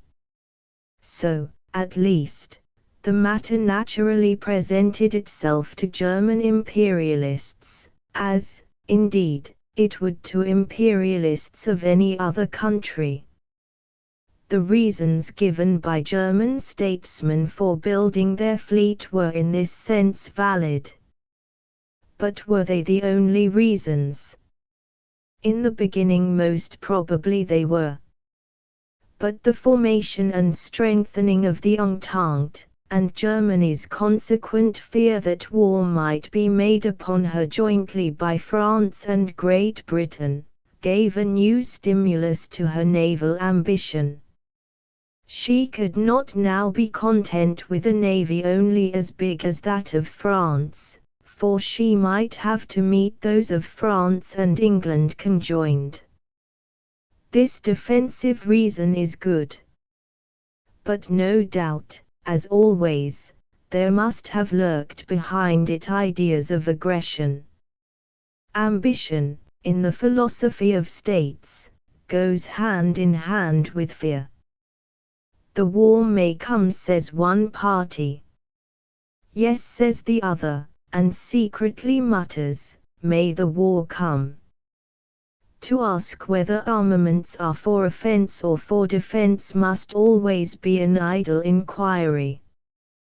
They will be for either, or both, according to circumstances, according to the personalities that are in power, according to the mood that politicians and journalists, and the interests that suborn them, have been able to infuse into a nation. But what may be said with clear conviction is, that to attempt to account for the clash of war by the ambition and armaments of a single power is to think far too simply of how these catastrophes originate. The truth, in this case, is that German ambition developed in relation to the whole European situation, and that, just as on land their policy was conditioned by their relation to France and Russia, so at sea it was conditioned by their relation to Great Britain. They knew that their determination to become a great power at sea would arouse the suspicion and alarm of the English. Prince Bülow is perfectly frank about that. He says that the difficulty was to get on with the shipbuilding program without giving Great Britain an opportunity to intervene by force and nip the enterprise in the bud. He attributes here to the British government a policy which is all in the Bismarckian tradition. It was, in fact, a policy urged by some voices here, voices which, as is always the case, were carried to Germany and magnified by the megaphone of the press. 3. That no British government, in fact, contemplated picking a quarrel with Germany in order to prevent her becoming a naval power. I am myself as much convinced as any other Englishman, and I count the fact as righteousness to our statesmen. On the other hand, I think it an unfounded conjecture that Prince Bülow was deliberately building with a view to attacking the British Empire. I see no reason to doubt his sincerity when he says that he looked forward to a peaceful solution of the rivalry between Germany and ourselves, and that France, in his view, not Great Britain, was the irreconcilable enemy. 4. In building her navy, no doubt, Germany deliberately took the risk of incurring a quarrel with England in the pursuit of a policy which she regarded as essential to her development. It is quite another thing, and would require much evidence to prove that she was working up to a war with the object of destroying the British Empire. What we have to bear in mind, in estimating the meaning of the German naval policy, is a complex series of motives and conditions, the genuine need of a navy, and a strong one, to protect trade in the event of war, and to secure a voice in overseas policy, the genuine fear of an attack by the powers of the Entente, an attack to be provoked by British jealousy, and also that indeterminate ambition of any great power which may be influencing the policy of statesmen even while they have not avowed it to themselves, and which, expressed by men less responsible and less discreet, becomes part of that public opinion of which policy takes account. Footnote 1. Published in 1908. Footnote 2. See, for example, Dawson, Evolution of Modern Germany p. 348. Footnote 3. Some of these are cited in Bülow's Imperial Germany p. 36. Footnote 4. See Imperial Germany pp. 48, 71, English translation. 11 Vain attempts at harmony. It may, however, be reasonably urged that unless the Germans had had aggressive ambitions they would have agreed to some of the many proposals made by Great Britain to arrest on both sides the constantly expanding programs of naval constructions. It is true that Germany has always opposed the policy of limiting armaments, whether on land or sea. This is consonant with that whole militarist view of international politics which, as I have already indicated, is held in a more extreme and violent form in Germany than in any other country, but which is the creed of jingoes and imperialists everywhere. If the British government had succeeded in coming to an agreement with Germany on this question, they would have been bitterly assailed by that party at home. Still, the government did make the attempt. It was comparatively easy for them, for any basis to which they could have agreed must have left intact, legitimately and necessarily, as we all agree, the British supremacy at sea. The Germans would not assent to this. They did not choose to limit beforehand their efforts to rival us at sea. Probably they did not think it possible to equal, still less to outstrip us. But they wanted to do all they could. And that of course could have only one meaning. They thought a war with England possible, and they wanted to be as well prepared as they could be. It is part of the irony that attaches to the whole system of the armed peace that the preparations made against war are themselves the principal cause of war. For if there had been no rival shipbuilding, there need have been no friction between the two countries. But why did Germany fear war? It must have been because she meant to make it. So the English argue. But imagine the Germans saying to us, "Why do you fear war? There will be no war unless you provoke it. We are quite pacific. You need not be alarmed about us." Would such a promise have induced us to relax our preparations for a moment? No. Under the armed peace there can be no confidence. And that alone is sufficient to account for the breakdown of the Anglo-German negotiations, without supposing on either side a wish or an intention to make war. Each suspected, and was bound to suspect, the purpose of the other. Let us take, for example, the negotiations of 1912, and put them back in their setting. The Triple Alliance was confronting the Triple Entente. On both sides were fear and suspicion. Each believed in the possibility of the others springing a war upon them. Each suspected the others of wanting to lull them into a false security, and then take them unprepared. In that atmosphere, what hope was there of successful negotiations?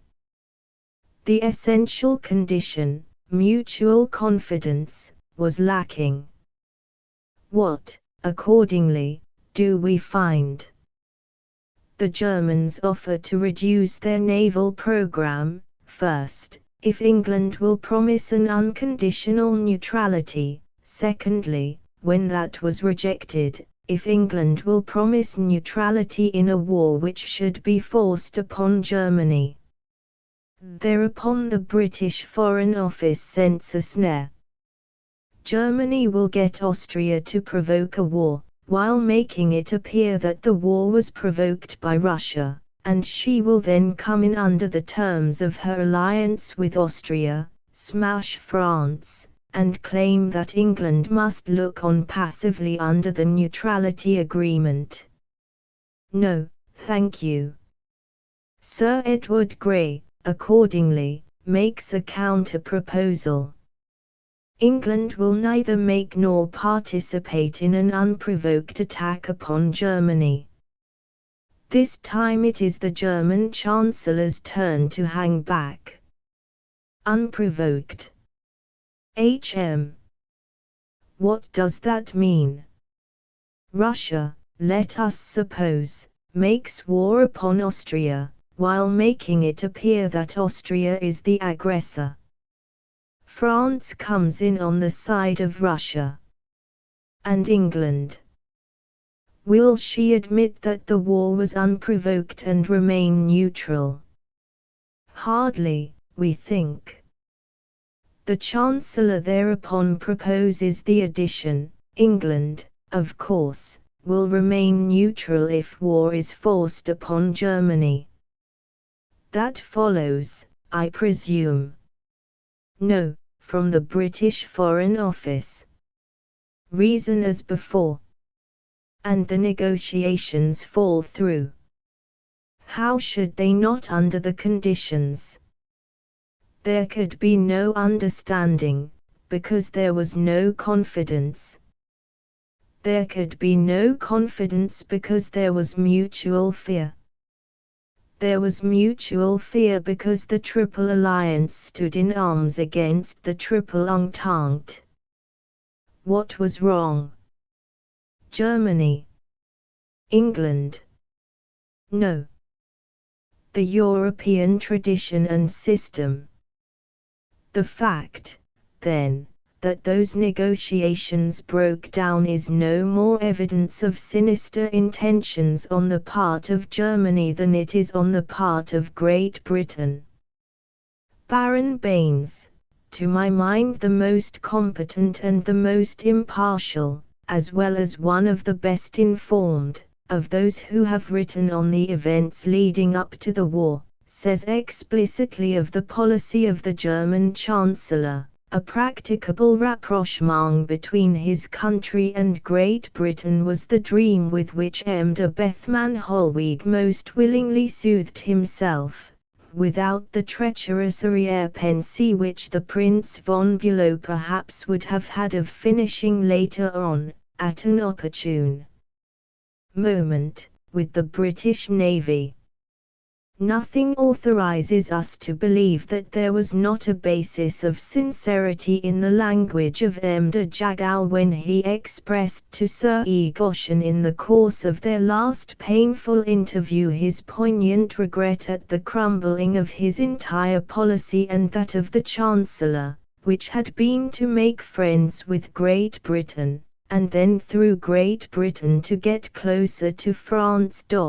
1. Meantime the considerations I have here laid before the reader, in relation to this general question of Anglo-German rivalry, are, I submit, all relevant, and must be taken into fair consideration in forming a judgment. The facts show clearly that Germany was challenging as well as she could the British supremacy at sea, that she was determined to become a naval as well as a military power, and that her policy was, on the face of it, a menace to this country, just as the creation on our part of a great conscript army would have been taken by Germany as a menace to her. The British government was bound to make counter-preparations. I, for my own part, have never disputed it. I have never thought, and do not now think, that while the European anarchy continues, a single power can disarm in the face of the others. All this is beyond dispute. What is disputable, and a matter of speculative inference, is the further assumption that in pursuing this policy Germany was making a bid to destroy the British Empire. The facts can certainly be accounted for without that assumption. I myself think the assumption highly improbable. So much I may say, but I cannot say more. Possibly some day we may be able to check conjecture by facts. Until then, argument must be inconclusive. This question of the naval rivalry between Germany and Great Britain is, however, part of the general question of militarism. And it may be urged that while during the last 15 years the British government has shown itself favourable to projects of arbitration and of limitation of armaments, the German government has consistently opposed them. There is much truth in this, and it is a good illustration of what I hold to be indisputable, that the militaristic view of international politics is much more deeply rooted in Germany than in Great Britain. It is worthwhile, however, to remind ourselves a little in detail what the facts were, since they are often misrepresented or exaggerated. The question of international arbitration was brought forward at the First Hague Conference in 1899. 2. From the beginning it was recognized on all sides that it would be idle to propose general compulsory arbitration for all subjects. No power would have agreed to it, not Great Britain or America any more than Germany. On the other hand, projects for creating an arbitration tribunal, to which nations willing to use it should have recourse, were brought forward by both the British and the American representatives. From the beginning, however, it became clear that Count Munster, the head of the German delegation, was opposed to any scheme for encouraging arbitration. He did not say that he would oppose a moderate plan of voluntary arbitration, but he insisted that arbitration must be injurious to Germany, that Germany is prepared for war as no other country is, or can be, that she can mobilize her army in 10 days, and that neither France, Russia, nor any other power can do this. Arbitration, he said, would simply give rival powers time to put themselves in readiness, and would, therefore, be a great disadvantage to Germany.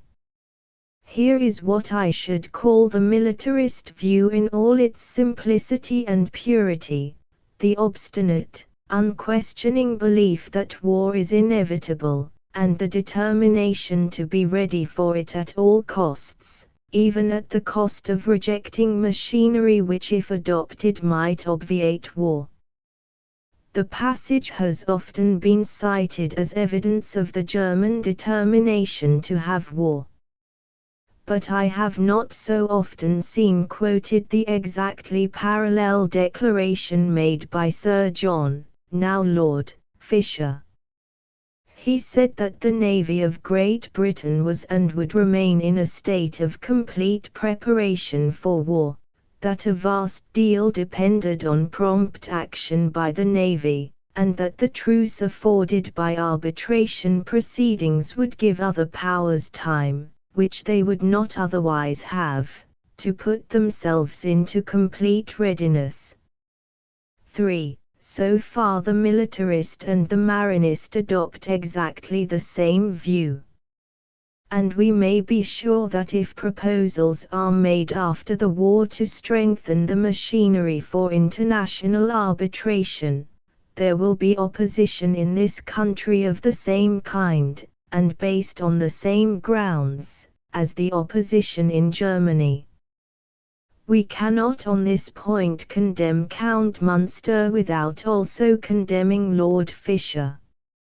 Munster's opposition, however, was only the beginning. As the days went on, it became clear that the Kaiser himself had become actively opposed to the whole idea of arbitration, and was influencing Austria and Italy and Turkey in that sense. The delegates of all the other countries were in favor of the very mild application of it which was under consideration. So, however, be it noted, were all the delegates from Germany, except Count Munster. And even he was, by now, so far converted that when orders were received from Germany definitely to refuse cooperation, he postponed the critical sitting of the committee, and dispatched Professor Zorn to Berlin to lay the whole matter before the Chancellor. Professor Zorn was accompanied by the American Dr. Holz, bearing an urgent private letter to Prince Hohenlohe from Mr. White. The result was that the German attitude was changed, and the arbitration tribunal was finally established with the consent and cooperation of the German government. I have thought it worthwhile to dwell thus fully upon this episode because it illustrates how misleading it really is to talk of Germany and the German attitude. There is every kind of German attitude. The Kaiser is an unstable and changeable character. His ministers do not necessarily agree with him, and he does not always get his way. As a consequence of discussion and persuasion, the German opposition, on this occasion, was overcome. There was nothing, in fact, fixed and final about it. It was the militarist prejudice, and the prejudice this time yielded to humanity and reason. The subject was taken up again in the conference of 1907, and once more Germany was in opposition. The German delegate, Baron Marschall von Bieberstein, while he was not against compulsory arbitration for certain selected topics, was opposed to any general treaty. It seems clear that it was this attitude of Germany that prevented any advance being made beyond the Convention of 1899.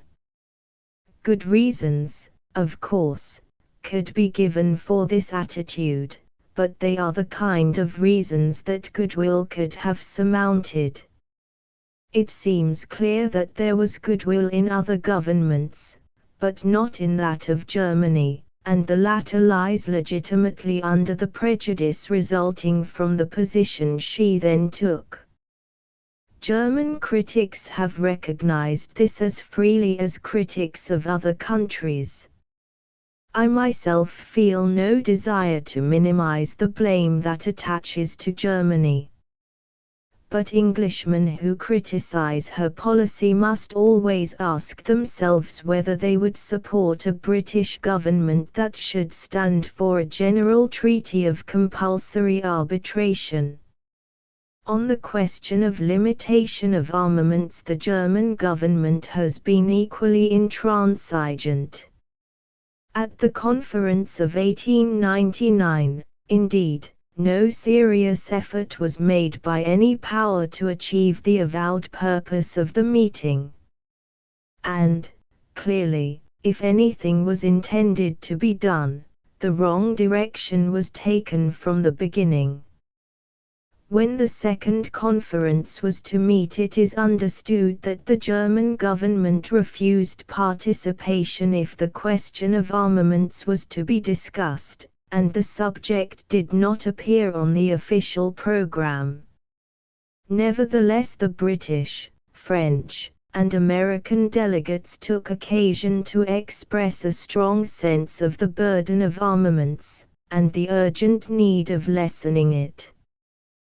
The records of the Hague conferences do, then, clearly show that the German government was more obstinately skeptical of any advance in the direction of international arbitration or disarmament than that of any other great power, and especially of Great Britain or the United States. Whether, in fact, much could or would have been done, even in the absence of German opposition, may be doubted. There would certainly have been, in every country, very strong opposition to any effective measures, and it is only those who would be willing to see their own government make a radical advance in the directions in question who can honestly attack the German government. As one of those who believe that peaceable procedure may and can, and, if civilization is to be preserved, must be substituted for war, I have a right to express my own condemnation of the German government, and I unhesitatingly do so. But I do not infer that therefore Germany was all the time working up to an aggressive war. It is interesting, in this connection, to note the testimony given by Sir Edwin Pears to the desire for good relations between Great Britain and Germany, felt and expressed later by the same Baron Marshal von Biberstein, who was so unyielding in 1907 on the question of arbitration. When he came to take up the post of German ambassador to Great Britain, Sir Edwin reports him as saying, "I have long wanted to be ambassador to England, because, as you know, for years I have considered it a misfortune to the world that our two countries are not really in harmony. I consider that I am here as a man with a mission, my mission being to bring about a real understanding between our two nations." On this Sir Edwin comments, 1915, "I unhesitatingly add that I am convinced he was sincere in what he said. Of that I have no doubt. For, it must, in fact, be recognized that in the present state of international relations, the general suspicion and the imminent danger, it requires more imagination and faith than most public men possess, and more idealism than most nations have shown themselves to be capable of, to take any radical step towards reorganization. The armed peace, as we have so often had to insist, perpetuates itself by the mistrust which it establishes. Every move by one power is taken to be a menace to another, and is countered by a similar move, which in turn produces a reply. And it is not easy to say who began it, since the rivalry goes so far back into the past. What, for instance, is the real truth about the German, French, and Russian military laws of 1913? Were any or all of them aggressive? Or were they all defensive? I do not believe it is possible to answer that question. Looking back from the point of view of 1914, it is natural to suppose that Germany was already intending war. But that did not seem evident at the time to a neutral observer, nor even, it would seem, to the British Foreign Office. Thus the Count de Lalaing, Belgian minister in London, writes as follows on the 24th of February, 1913, the English press naturally wants to throw upon Germany the responsibility for the new tension which results from its proposals, and which may bring to Europe fresh occasions of unrest. Many journals consider that the French government, in declaring itself ready to impose 3 years' service, and in nominating M. Delcasse to St. Petersburg, has adopted the only attitude worthy of the great republic in presence of a German provocation. At the Foreign Office I found a more just and calm appreciation of the position. They see in the reinforcement of the German armies less a provocation than the admission of a military situation weakened by events and which it is necessary to strengthen. The government of Berlin sees itself obliged to recognize that it cannot count, as before, on the support of all the forces of its Austrian ally, since the appearance in Southeast Europe of a new power, that of the Balkan allies, established on the very flank of the dual empire. Far from being able to count, in case of need, on the full support of the government of Vienna, it is probable that Germany will have to support Vienna herself. In the case of a European war she would have to make head against her enemies on 2 frontiers, the Russian and the French, and diminish perhaps her own forces to aid the Austrian army. In these conditions they do not find it surprising that the German Empire should have felt it necessary to increase the number of its army corps. They add at the Foreign Office that the government of Berlin had frankly explained to the Cabinet of Paris the precise motives of its action. Whether this is a complete account of the motives of the German government in introducing the law of 1913 cannot be definitely established. But the motives suggested are adequate by themselves to account for the facts.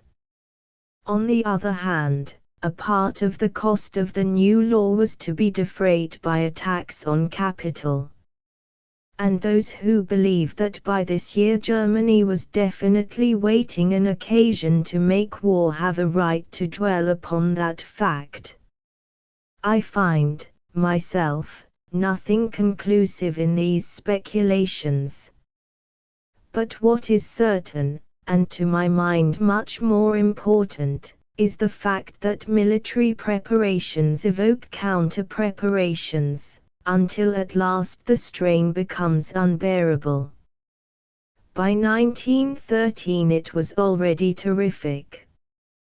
The Germans knew well that by January 1917 the French and Russian preparations would have reached their culminating point. But those preparations were themselves almost unendurable to the French. I may recall here the passage already cited from a dispatch of Baron Guillaume, Belgian ambassador at Paris, written in June 1914, p. 34. He suspected, as we saw, that the hand of Russia had imposed the 3 years' service upon France. What Baron Guillaume thought plausible must not the Germans have thought plausible? Must it not have confirmed their belief in the inevitability of a war, that belief which, by itself, has been enough to produce war after war, and, in particular, the War of 1870? Must there not have been strengthened in their minds that particular current among the many that were making for war?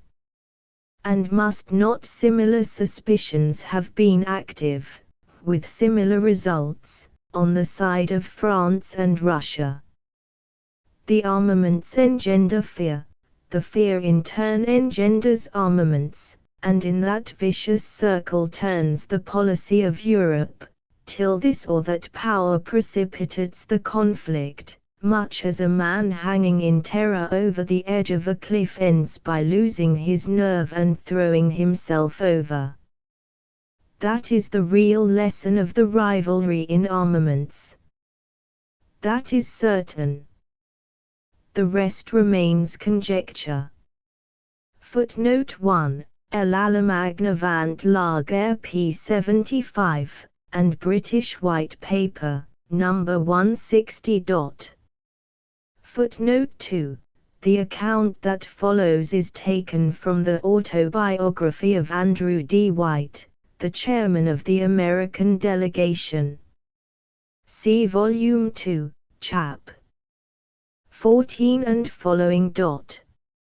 Footnote 3. Mr. Arthur Lee, late Civil Lord of the Admiralty, at Eastleigh, if war should unhappily break out under existing conditions, the British Navy would get its blow in first, before the other nation had time even to read in the papers that war had been declared. The Times, the 4th of February, 1905. The British fleet is now prepared strategically for every possible emergency, for we must assume that all foreign naval powers are possible enemies. The Times, the 7th of February, 1905. Footnote 4. Sir Edwin Pez, 40 years in Constantinople p. 330. 12 Europe since the decade 1890 to 1900. Let us now, endeavoring to bear in our minds the whole situation we have been analyzing, consider a little more particularly the various episodes and crises of international policy from the year 1890 onwards. I take that date, the date of Bismarck's resignation, for the reason already given, p. 42. It was not until then that it would have occurred to any competent observer to accuse Germany of an aggressive policy calculated to disturb the peace of Europe. A closer rapprochement with England was, indeed, the first idea of the Kaiser when he took over the reins of power in 1888. And during the 10 years that followed, British sympathies were actually drawn towards Germany and alienated from France. 1. It is well known that Mr. Chamberlain favoured an alliance with Germany. 2. And that when the Anglo-Japanese Treaty was being negotiated, the inclusion of Germany was seriously considered by Lord Lansdowne. The telegram of the Kaiser to Kruger in 1895 no doubt left an unpleasant impression in England, and German feeling, of course, at the time of the Boer War, ran strongly against England, but so did feeling in France and America, and, indeed, throughout the civilized world. It was certainly the determination of Germany to build a great navy that led to the tension between her and England, and finally to the formation of the Triple Entente, as a counterpoise to the Triple Alliance. It is 1900, not 1888, still less 1870. That marks the period at which German policy began to be a disturbing element in Europe. During the years that followed, the principal storm centers in international policy were the Far and Near East, the Balkans, and Morocco. Events in the Far East, important though they were, need not detain us here, for their contribution to the present war was remote and indirect, except so far as concerns the participation of Japan. Of the situation in the other areas, the tension and its causes and effects, we must try to form some clear general idea. This can be done even in the absence of that detailed information of what was going on behind the scenes for which a historian will have to wait. Footnote 1. The columns of the Times for 1899 are full of attacks upon France. Once more we may cite from the dispatch of the Comte de la Laring, Belgian minister in London, dated the 24th of May, 1907, commenting on current or recalling earlier events. A certain section of the press, known here under the name of the Yellow Press, is in great part responsible for the hostility that exists between the two nations, England and Germany. What, in fact, can one expect from a journalist like Mr. Harmsworth, now Lord Northcliffe, proprietor of the Daily Mail, Daily Mirror, Daily Graphic, Daily Express, Evening News, and Weekly Dispatch, who in an interview given to the Matin says, "Yes, we detest the Germans cordially. They make themselves odious to all Europe. I will never allow the least thing to be printed in my journal which might wound France, but I would not let anything be printed which might be agreeable to Germany." Yet, in 1899, this same man was attacking the French with the same violence, wanted to boycott the Paris exhibition, and wrote, "The French have succeeded in persuading John Bull that they are his deadly enemies." England long hesitated between France and Germany, but she has always respected the German character, while she has come to despise France. A cordial understanding cannot exist between England and her nearest neighbor. We have had enough of France, who has neither courage nor political sense. La Laring does not give his references, and I cannot therefore verify his quotations. But they hardly require it.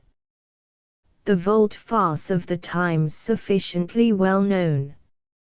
And only too well known is the way in which the British nation allows its sentiments for other nations to be dictated to it by a handful of cantankerous journalists.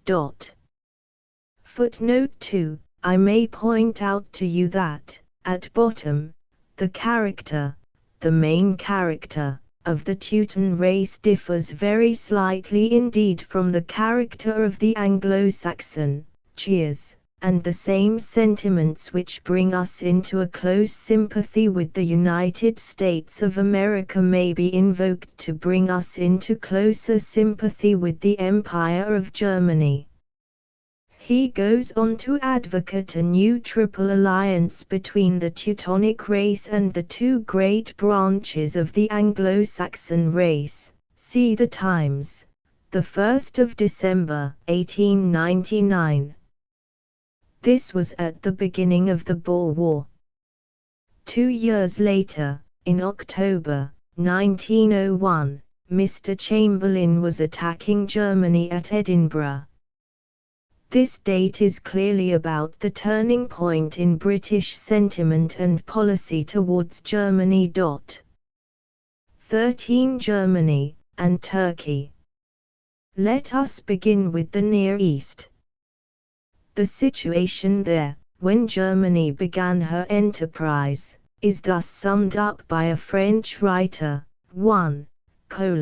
Astride across Europe and Asia, the Ottoman Empire represented, for all the nations of the old continent, the cosmopolitan center where each had erected, by dint of patience and ingenuity, a fortress of interests, influences, and special rights. Each fortress watched jealously to maintain its particular advantages in face of the rival enemy. If one of them obtained a concession, or a new favor, immediately the commanders of the others were seen issuing from their walls to claim from the Grand Turk concessions or favors which should maintain the existing balance of power or prestige. France acted as protector of the Christians. England, the vigilant guardian of the routes to India, maintained a privileged political and economic position. Austria-Hungary mounted guard over the route to Salonika, Russia, protecting the Armenians and Slavs of the south of Europe, watched over the fate of the Orthodox. There was a general understanding among them all, tacit or express, that none should better its situation at the expense of the others. When into this precariously balanced system of conflicting interests Germany began to throw her weight, the necessary result was a disturbance of equilibrium. As early as 1839 German ambition had been directed towards this region by von Moltke, but it was not till 1873 that the process of penetration began. In that year the enterprise of the Anatolian Railway was launched by German financiers. In the succeeding years it extended itself as far as Konya, and in 1899 and 1902 concessions were obtained for an extension to Baghdad and the Persian Gulf. It was at this point that the question became one of international politics. Nothing could illustrate illustrate the lamentable character of the European anarchy than the treatment of this matter by the interests and the powers affected. Here had been launched on a grandiose scale a great enterprise of civilization. The Mesopotamian plain, the cradle of civilization, and for centuries the granary of the world, was to be redeemed by irrigation from the encroachment of the desert. Order and security were to be restored, labor to be set at work, and science and power to be devoted on a great scale to their only proper purpose, the increase of life. Here was an idea fit to inspire the most generous imagination. Here, for all the idealism of youth and the ambition of maturity, for diplomatists, engineers, administrators, agriculturists, educationists, an opportunity for the work of a lifetime, a task to appeal at once to the imagination, the intellect, and the organizing capacity of practical men, a scheme in which all nations might be proud to participate, and by which Europe might show to the backward populations that the power she had won over nature was to be used for the benefit of man, and that the science and the arms of the West were destined to recreate the life of the East. What happened, in fact? No sooner did the Germans approach the other nations for financial and political support to their scheme than there was an outcry of jealousy, suspicion, and rage. All the vested interests of the other states were up in arms. The proposed railway, it was said, would compete with the Trans-Siberian, with the French railways, with the ocean route to India, with the steamboats on the Tigris. Corn in Mesopotamia would bring down the price of corn in Russia. German trade would oust British and French and Russian trade. Nor was that all. Under cover of an economic enterprise, Germany was nursing political ambitions. She was aiming at Egypt and the Suez Canal, at the control of the Persian Gulf, at the domination of Persia, at the route to India. Were these fears and suspicions justified? In the European anarchy, who can say? Certainly the entry of a new economic competitor, the exploitation of new areas, the opening out of new trade routes, must interfere with interests already established. That must always be so in a changing world. But no one would seriously maintain that that is a reason for abandoning new enterprises. But, it was urged, in fact Germany will take the opportunity to squeeze out the trade of other nations and to constitute a German monopoly. Germany, it is true, was ready to give guarantees of the open door. But then, what was the value of these guarantees? She asserted that her enterprise was economic, and had no ulterior political gains. But who would believe her? Were not German jingoes already rejoicing at the near approach of German armies to the Egyptian frontiers? In the European anarchy all these fears, suspicions, and rivalries were inevitable. But the British government at least was not carried away by them. They were willing that British capital should cooperate on condition that the enterprise should be under international control. They negotiated for terms which would give equal control to Germany, England, and France. They failed to get these terms. Why has not been made public? But Lord Cranborne, then Under-Secretary of State, said in the House of Commons that the outcry which was made in this matter, I think it a very ill-informed outcry, made it exceedingly difficult for us to get the terms we required. 2. And Sir Clinton Dawkins wrote in a letter to Herr Gwinner, the chief of the Deutsche Bank, the fact is that the business has become involved in politics here, and has been sacrificed to the very violent and bitter feeling against Germany exhibited by the majority of newspapers and shared in by a large number of people. 3. British cooperation, therefore, failed, as French and Russian had failed. The Germans, however, persevered with their enterprise, now a purely German one, and ultimately with success. Their differences with Russia were arranged by an agreement about the Turco-Persian railways signed in 1911. An agreement with France, with regard to the railways of Asiatic Turkey, was signed in February 1914, and one with England, securing our interests on the Persian Gulf, in June of the same year. Thus just before the war broke out this thorny question had, in fact, been settled to the satisfaction of all the powers concerned. And on this two comments may be made. First, that the long friction, the press campaign, the rivalry of economic and political interests, had contributed largely to the European tension.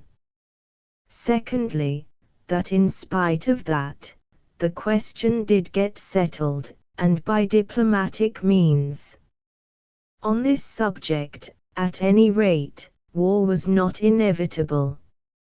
Further, it seems clear that the British government, so far from hemming in Germany in this matter, were ready from the first to accept, if not to welcome, her enterprise, subject to their quite legitimate and necessary preoccupation with their position on the Persian Gulf.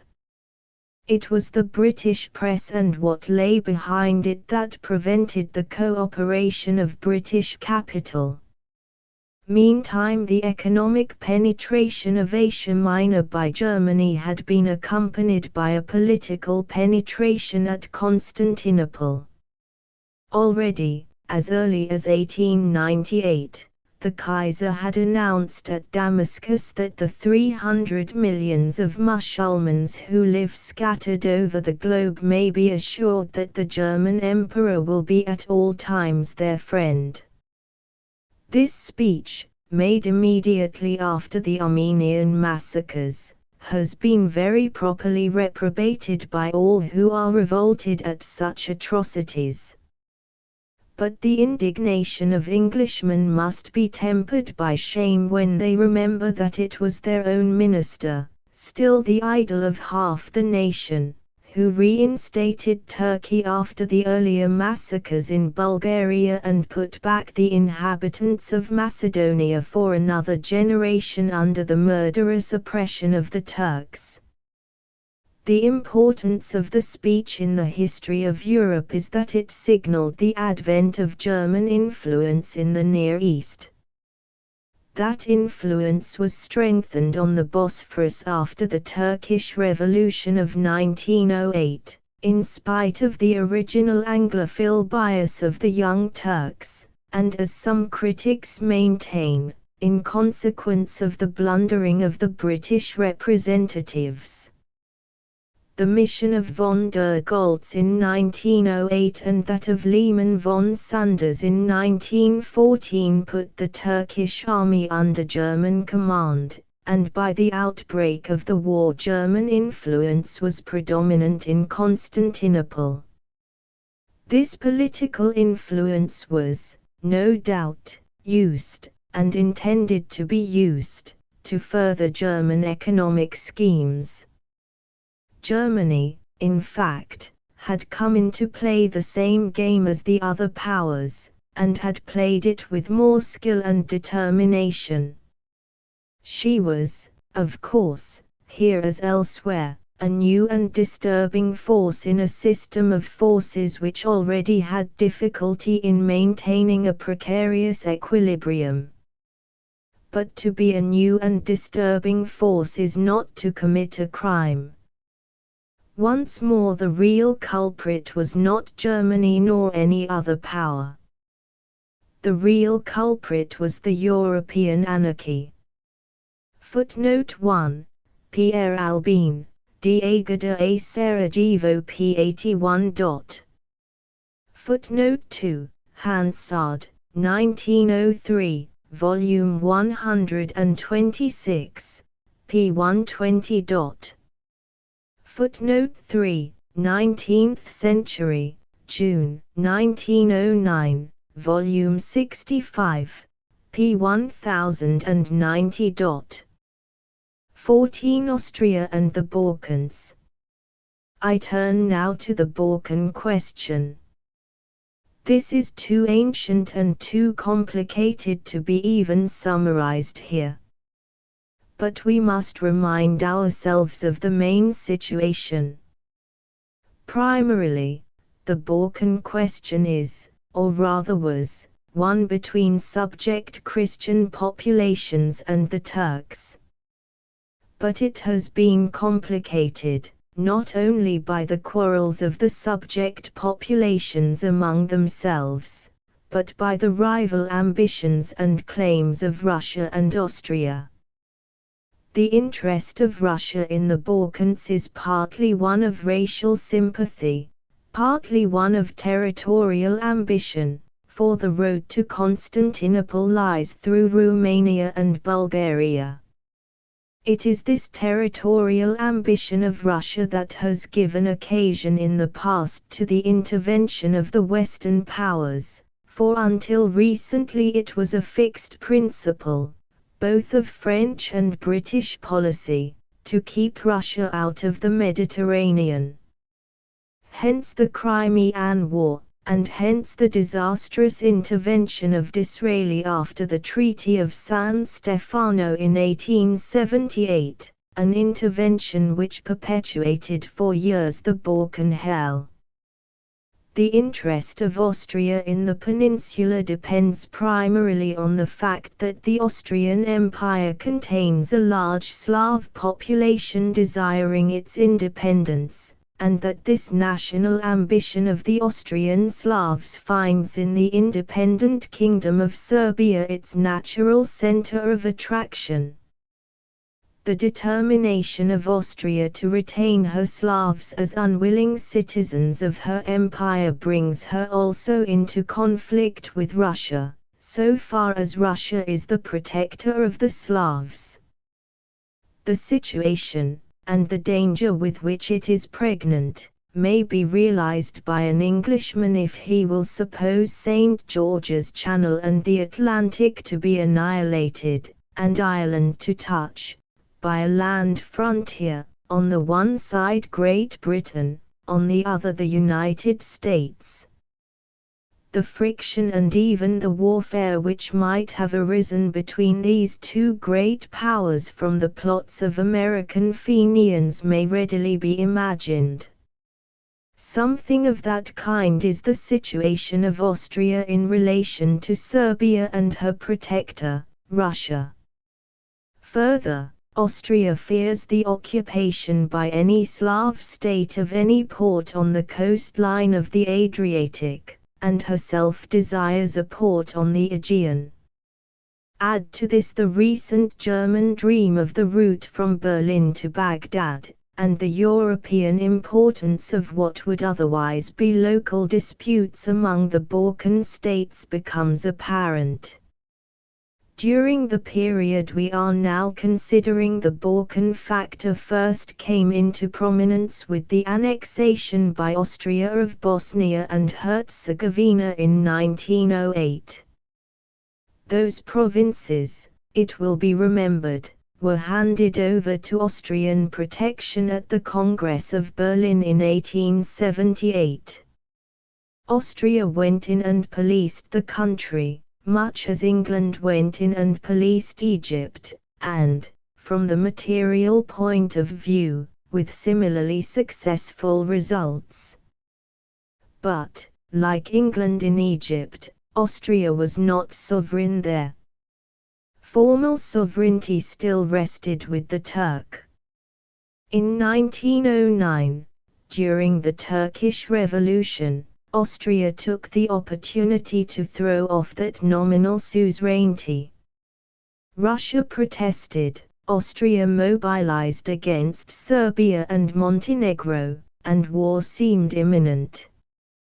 But the dramatic intervention of Germany in shining armor on the side of her ally resulted in a diplomatic victory for the Central Powers. Austria gained her point, and war, for the moment, was avoided. But such diplomatic victories are dangerous. Russia did not forget, and the events of 1909 were an operative cause in the catastrophe of 1914. In acting as she did in this matter, Austria-Hungary defied the public law of Europe, and Germany supported her in doing so.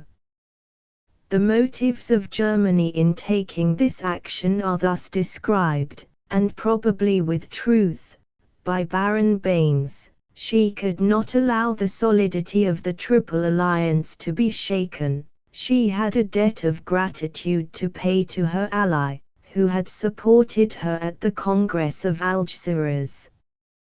Finally, she believed herself to be the object of an attempt at encirclement by France, England, and Russia, and was anxious to show that the gesture of putting her hand to the sword was enough to dispel the illusions of her adversaries. 1.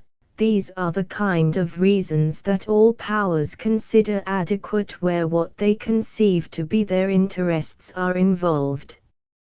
From any higher, more international point of view, they are no reasons at all. But in such a matter no power is in a position to throw the first stone. The whole episode is a classical example for the normal working of the European anarchy. Austria-Hungary was primarily to blame, but Germany, who supported her, must take her share. The other powers of Europe acquiesced for the sake of peace, and they could probably do no better. There will never be any guarantee for the public law of Europe until there is a public tribunal and a public force to see that its decisions are carried out. The next events of importance in this region were the two Balkan Wars. We need not here go into the causes and results of these, except so far as to note that, once more, the rivalry of Russia and Austria played a disastrous part. It was the determination of Austria not to give Serbia access to the Adriatic that led Serbia to retain territories assigned by treaty to Bulgaria, and so precipitated the Second Balkan War, for that war was due to the indignation caused in Bulgaria by the breach of faith, and is said to have been directly prompted by Austria. The bad part played by Austria throughout this crisis is indisputable. But it must be observed that, by general admission, Germany throughout worked hand in hand with Sir Edward Grey to keep the peace of Europe, which, indeed, otherwise could not have been kept. And nothing illustrates this better than that episode of 1913 which is sometimes taken to throw discredit upon Germany. The episode was thus described by the Italian minister, Giolitti, on the 9th of August 1913, about a year before the war broke out. I, being then absent from Rome, received from my colleague, San Giuliano, the following telegram: Austria has communicated to us and to Germany her intention to act against Serbia, and defines such action as defensive, hoping to apply the casus foederis of the Triple Alliance, which I consider inapplicable. I intend to join forces with Germany to prevent any such action by Austria. But it will be necessary to say clearly that we do not consider such eventual action as defensive, and therefore do not believe that the casus foederis exists. Please telegraph to Rome if you approve. I replied that, if Austria intervenes against Serbia, it is evident that the casus foederis does not arise. It is an action that she undertakes on her own account, since there is no question of defense, as no one thinks of attacking her. It is necessary to make a declaration in this sense to Austria in the most formal way, and it is to be wished that German action may dissuade Austria from her most perilous adventure. 2. Now this statement shows upon the face of it two things. 1. That Austria was prepared, by attacking Serbia, to unchain a European war. The other, that the Italian ministers joined with Germany to dissuade her. They were successful. Austria abandoned her project, and war was avoided. The episode is as discreditable as you like to Austria. But, on the face of it, how does it discredit Germany? More, of course, may lie behind, but no evidence has been produced, so far as I am aware, to show that the Austrian project was approved or supported by her ally. The Treaty of Bucharest, which concluded the Second Balkan War, left all the parties concerned dissatisfied. But, in particular, it left the situation between Austria and Serbia and between Austria and Russia more strained than ever.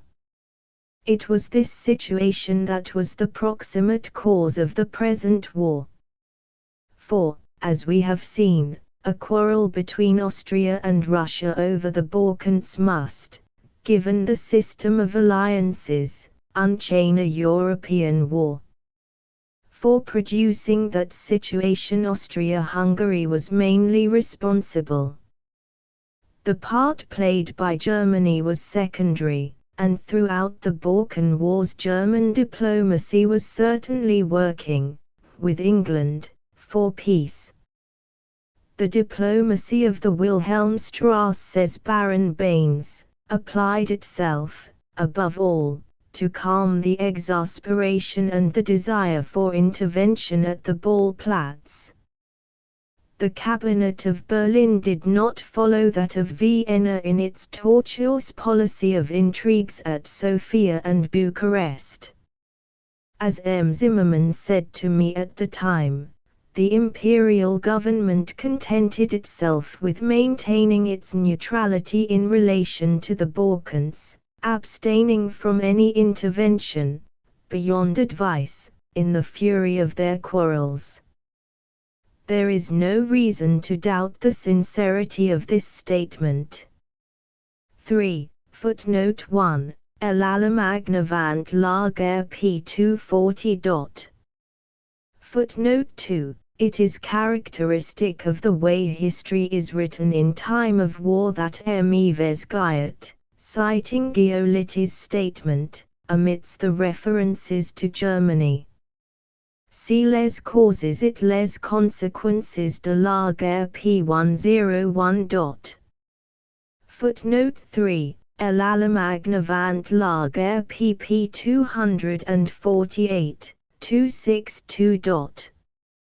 15. Morocco. Let us turn now to the other storm center, Morocco. The salient features here were, first, the Treaty of 1880, to which all the great powers, including, of course, Germany, were parties, and which guaranteed to the signatories most favored nation treatment. Secondly, the interest of Great Britain to prevent a strong power from establishing itself opposite Gibraltar and threatening British control over the Straits. Thirdly, the interest of France to annex Morocco and knit it up with the North African Empire. Fourthly, the new colonial and trading interests of Germany, which, as she had formally announced, could not leave her indifferent to any new dispositions of influence or territory in undeveloped countries. For many years French ambitions in Morocco had been held in check by the British desire to maintain the status quo. But the Anglo-French Entente of 1904 gave France a free hand there in return for the abandonment of French opposition to the British position in Egypt. The Anglo-French Treaty of 1904 affirmed, in the clauses made public, the independence and integrity of Morocco, but there were secret clauses looking to its partition. By these the British interest in the Straits was guaranteed by an arrangement which gave to Spain the reversion of the coast opposite Gibraltar and a strip on the northwest coast, while leaving the rest of the country to fall to France. Germany was not consulted while these arrangements were being made, and the secret clauses of the treaty were, of course, not communicated to her. But it seems reasonable to suppose that they became known to, or at least were suspected by, the German government shortly after they were adopted. 1. And probably it was this that led to the dramatic intervention of the Kaiser at Tangier. 2. When he announced that the independence of Morocco was under German protection. The result was the Conference of Algeciras, at which the independence and integrity of Morocco was once more affirmed, the clauses looking to its partition being still kept secret by the three powers privy to them, and equal commercial facilities were guaranteed to all the powers. Germany thereby obtained what she most wanted, what she had a right to by the Treaty of 1880, and what otherwise might have been threatened by French occupation, the maintenance of the open door. But the French enterprise was not abandoned. Disputes with the natives such as always occur, or are manufactured, in these cases, led to fresh military intervention. At the same time, it was difficult to secure the practical application of the principle of equal commercial opportunity. An agreement of 1909 between France and Germany, whereby both powers were to share equally in contracts for public works, was found in practice not to work. The Germans pressed for its application to the new railways projected in Morocco. The French delayed, temporized, and postponed decision. 3. Meantime they were strengthening their position in Morocco. The matter was brought to a head by the expedition to Fez. Initiated on the plea of danger to the European residents at the capital, a plea which was disputed by the Germans and by many Frenchmen, it clearly heralded a definite final occupation of the country. The patience of the Germans was exhausted, and the Kaiser made the coup of Agada. There followed the Mansion House speech of Mr. Lloyd George and the Franco-German Agreement of November 1911, whereby Germany recognized a French protectorate in Morocco in return for concessions of territory in the French Congo. These are the bare facts of the Moroccan episode. Much, of course, is still unrevealed, particularly as to the motives and intentions of the powers concerned. Did Germany, for instance, intend to seize a share of Morocco when she sent the Panther to Agada? And was that the reason of the vigor of the British intervention?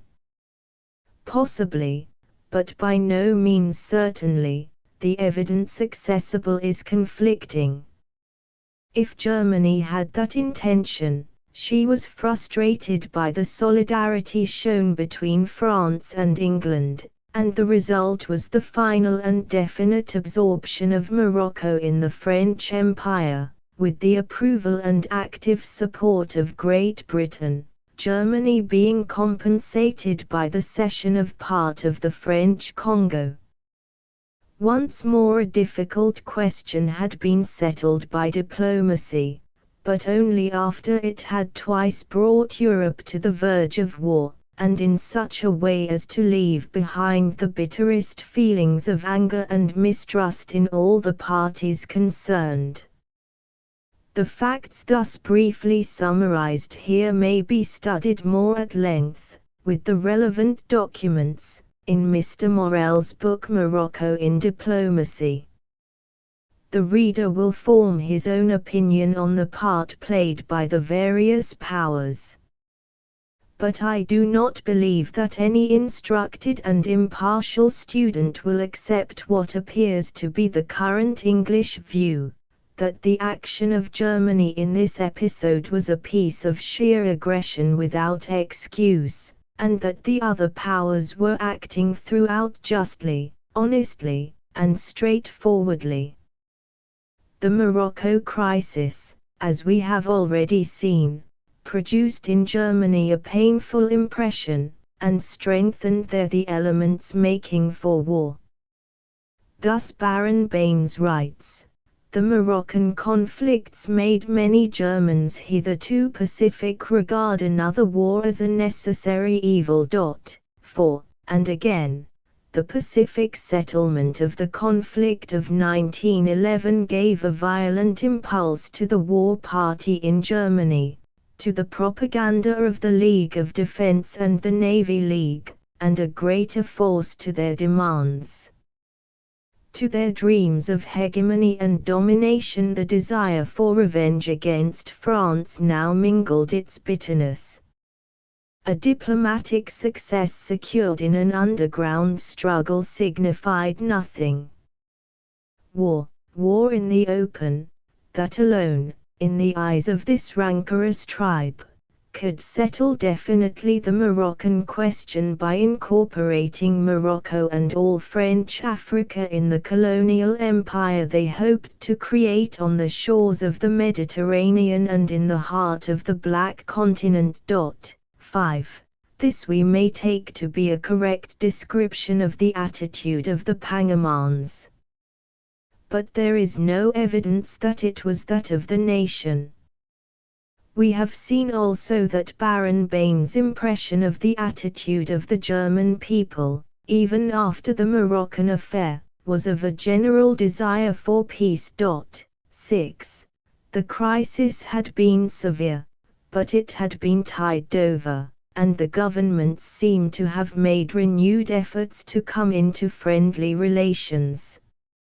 In this connection the following dispatch of Baron Bain's, June 1912, is worth quoting. After the death of Edward VII, the Kaiser, as well as the Crown Prince, when they returned from England, where they had been courteously received, were persuaded that the coldness in the relations of the preceding years was going to yield to a cordial intimacy between the two courts and that the causes of the misunderstanding between the two peoples would vanish with the past.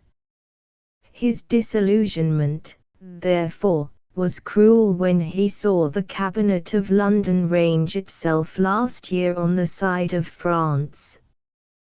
But the Kaiser is obstinate, and has not abandoned the hope of reconquering the confidence of the English. 7.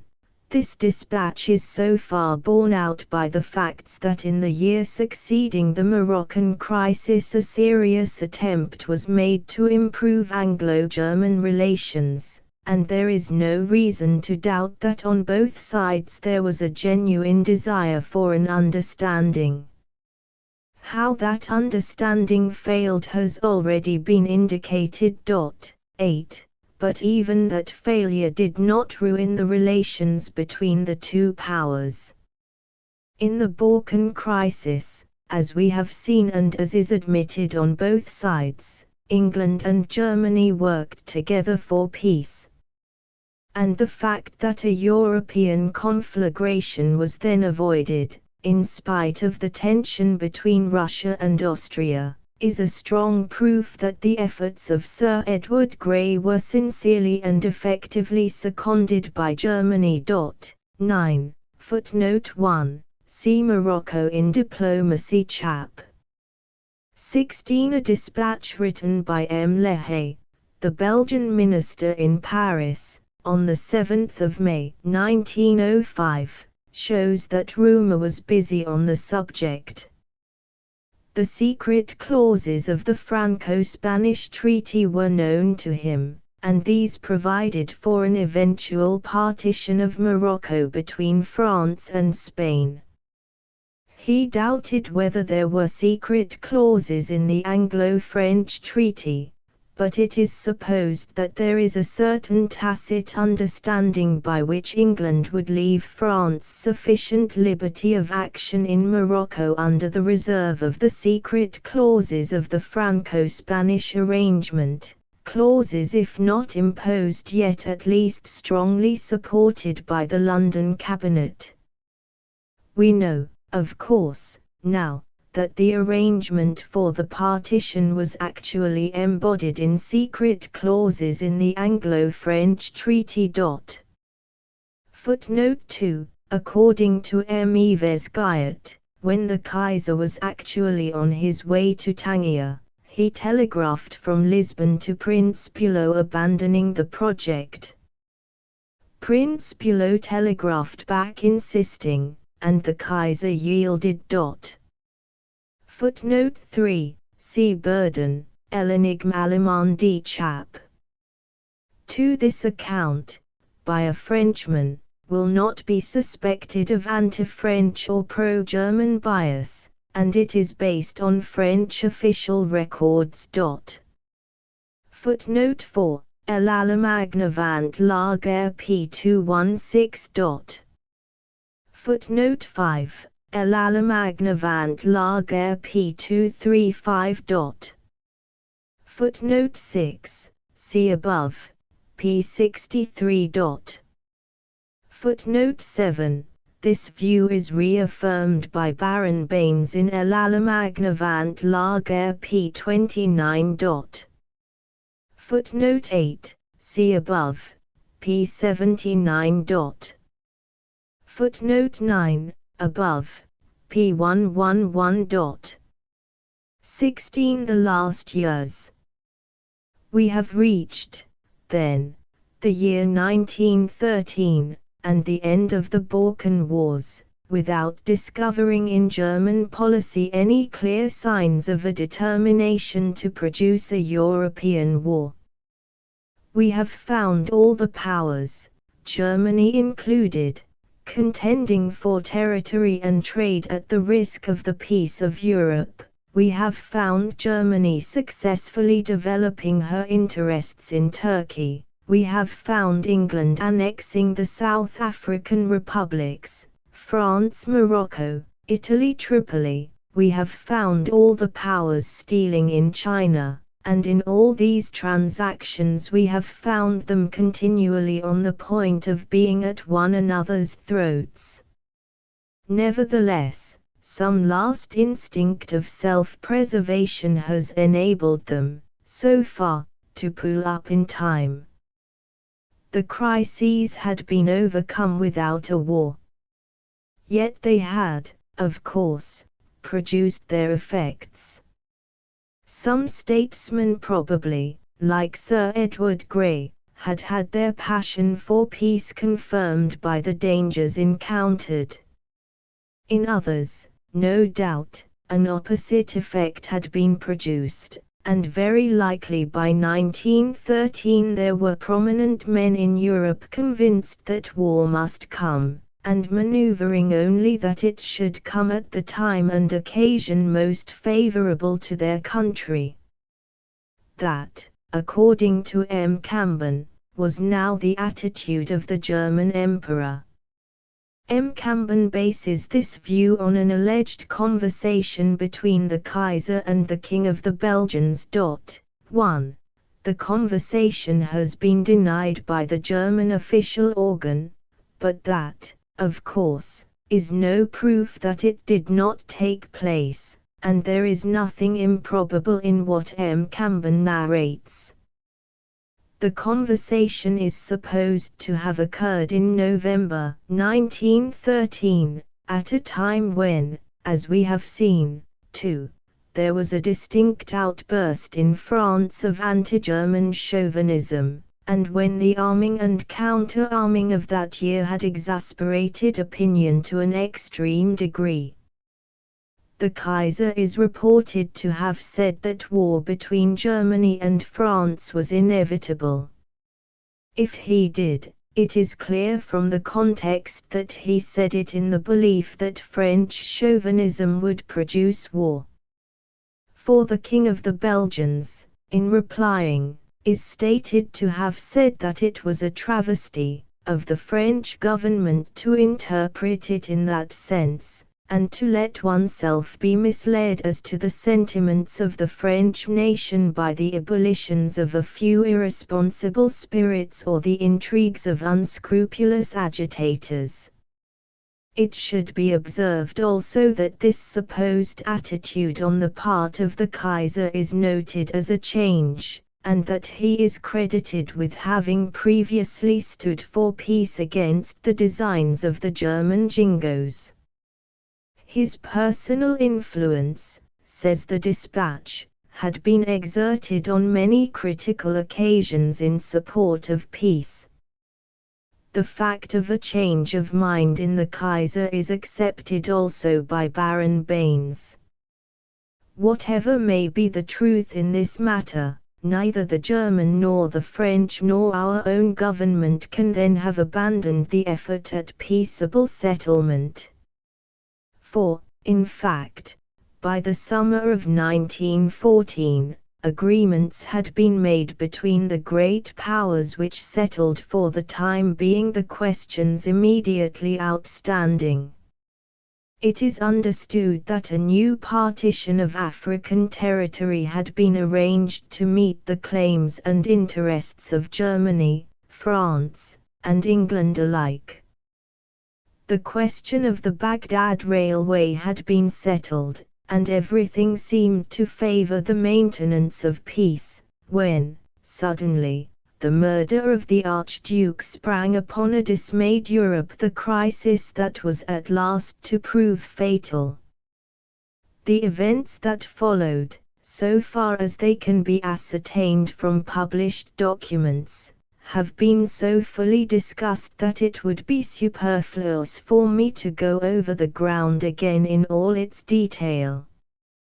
But I will indicate briefly what appear to me to be the main points of importance in fixing the responsibility for what occurred.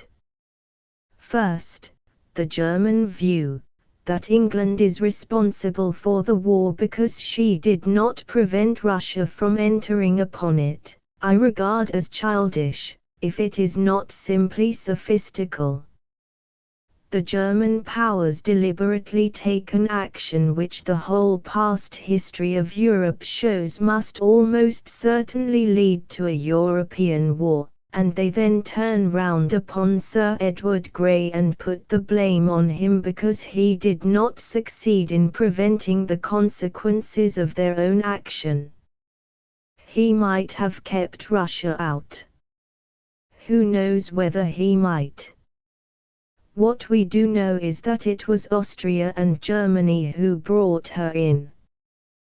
The German view is really only intelligible upon the assumption that Germany has a right to do what she pleases and that the powers that stand in her way are by definition peace breakers. It is this extraordinary attitude that has been one of the factors for making war in Europe. Secondly, I am not, and have not been, one of the critics of Sir Edward Grey. It is, indeed, possible, as it is always possible after the event, to suggest that some other course might have been more successful in avoiding war. But that is conjecture. I, at any rate, am convinced, as I believe everyone outside Germany is convinced, that Sir Edward Grey throughout the negotiations had one object only, to avoid, if he could, the catastrophe of war. Thirdly, the part of Austria-Hungary is perfectly clear. She was determined now, as in 1913, to have out her quarrel with Serbia, at the risk of a European war. Her guilt is clear and definite, and it is only the fact that we are not directly fighting her with British troops that has prevented British opinion from fastening upon it as the main occasion of the war. But this time, quite clearly, Austria was backed by Germany. Why this change in German policy? So far as the Kaiser himself is concerned, there can be little doubt that a main cause was the horror he felt at the assassination of the Archduke. The absurd system of autocracy gives to the emotional reactions of an individual a preposterous weight in determining world policy, and the almost insane feeling of the Kaiser about the sanctity of crowned heads was no doubt a main reason why Germany backed Austria in sending her ultimatum to Serbia. According to Baron Baines, on hearing the news of the murder of the Archduke, the Kaiser changed color, and exclaimed, "All the effort of my life for 25 years must be begun over again." 3. A tragic cry which indicates, what I personally believe to be the case, that it has been the constant effort of the Kaiser to keep the peace in Europe, and that he foresaw now that he would no longer be able to resist war. So far, however, it would only be the war between Austria and Serbia that the Kaiser would be prepared to sanction. he might hope to avoid the European war. And, in fact, there is good reason to suppose that both he and the German Foreign Office did cherish that hope or delusion. They had bluffed Russia off in 1908. They had the dangerous idea that they might bluff her off again.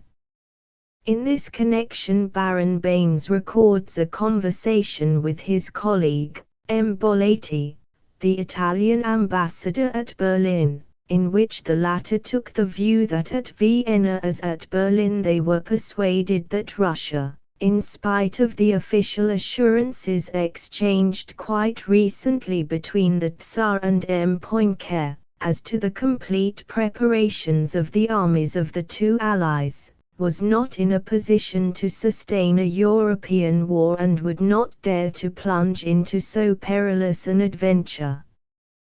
Baron Baines continues, at Berlin the opinion that Russia was unable to face a European war prevailed not only in the official world and in society, but among all the manufacturers who specialized in the construction of armaments. M. Krupp, the best qualified among them to express an opinion, announced on the 28th of July, at a table next mine at the Hotel Bristol, that the Russian artillery was neither good nor complete, while that of the German army had never been of such superior quality. It would be folly on the part of Russia, the great maker of guns concluded, to dare to make war on Germany and Austria in these conditions. But while the attitude of the German Foreign Office and, as I am inclined to suppose, of the Kaiser may have been that which I have just suggested, there were other and more important factors to be considered. It appears almost certain that at some point in the crisis the control of the situation was taken out of the hands of the civilians by the military. The position of the military is not difficult to understand. They believed, as professional soldiers usually do, in the inevitability of war, and they had, of course, a professional interest in making war. Their attitude may be illustrated from a statement attributed by M. Burden to Prince Lichnowsky in 1912, 5. The soldiers think about war. It is their business and their duty. They tell us that the German army is in good order, that the Russian army has not completed its organization, that it would be a good moment. But for 20 years they have been saying the same thing. The passage is significant. It shows us exactly what it is we have to dread in militarism. The danger in a military state is always that when a crisis comes the soldiers will get control, as they seem to have done on this occasion. From their point of view there was good reason. They knew that France and Russia, on a common understanding, were making enormous military preparations. They knew that these preparations would mature by the beginning of 1917. They knew that Germany would fight then at a less advantage. They believed she would then have to fight, and they said, better fight now. The following dispatch of Baron Baines, dated the 26th of July, may probably be taken as fairly representing their attitude. To justify these conclusions I must remind you of the opinion which prevails in the German General Staff, that war with France and Russia is unavoidable and near, an opinion which the Emperor has been induced to share. Such a war, ardently desired by the military and Pangerman party, might be undertaken today, as this party think, in circumstances which are extremely favorable to Germany, and which probably will not again present themselves for some time. Germany has finished the strengthening of her army which was decreed by the law of 1912, and, on the other hand, she feels that she cannot carry on indefinitely a race in armaments with Russia and France which would end by her ruin. The Wehrbeauftrag has been a disappointment for the imperial government, to whom it has demonstrated the limits of the national wealth. Russia has made the mistake of making a display of her strength before having finished her military reorganization. That strength will not be formidable for several years. At the present moment it lacks the railway lines necessary for its deployment. As to France, M. Charles Humbert has revealed her deficiency in guns of large caliber, but apparently it is this arm that will decide the fate of battles. For the rest, England, which during the last 2 years Germany has been trying, not without some success, to detach from France and Russia, is paralyzed by internal dissensions and her Irish quarrels. 6. It will be noticed that Baron Baines supposes the Kaiser to have been in the hands of the soldiers as early as the 26th of July. On the other hand, as late as the 5th of August Baines believed that the German Foreign Office had been working throughout for peace. Describing an interview he had had on that day with Herr Zimmermann, he writes, "From this interview I brought away the impression that Herr Zimmermann spoke to me with his customary sincerity, and that the Department for Foreign Affairs since the opening of the Austro-Serbian conflict had been on the side of a peaceful solution, and that it was not due to it that its views and counsels had not prevailed. A superior power intervened to precipitate the march of events. It was the ultimatum from Germany to Russia, sent to St. Petersburg at the very moment when the Vienna cabinet was showing itself more disposed to conciliation, which let loose the war. 7. Why was that ultimatum sent? According to the German apologists, it was sent because Russia had mobilized on the German frontier at the critical moment, and so made war inevitable. There is, indeed, no doubt that the tension was enormously increased throughout the critical days by mobilization and rumors of mobilization.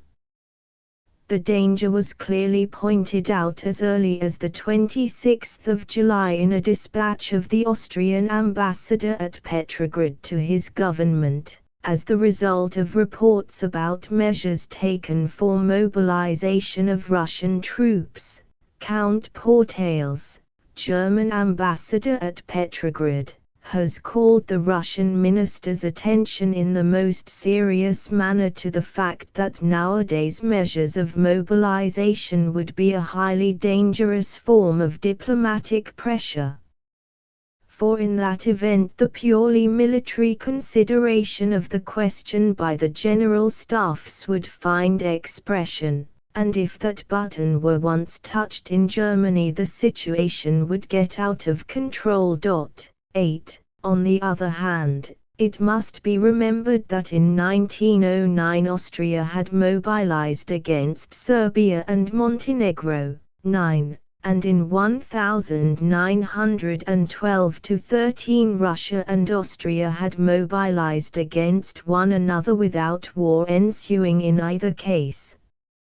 Moreover, in view of the slowness of Russian mobilization, it is difficult to believe that a day or two would make the difference between security and ruin to Germany.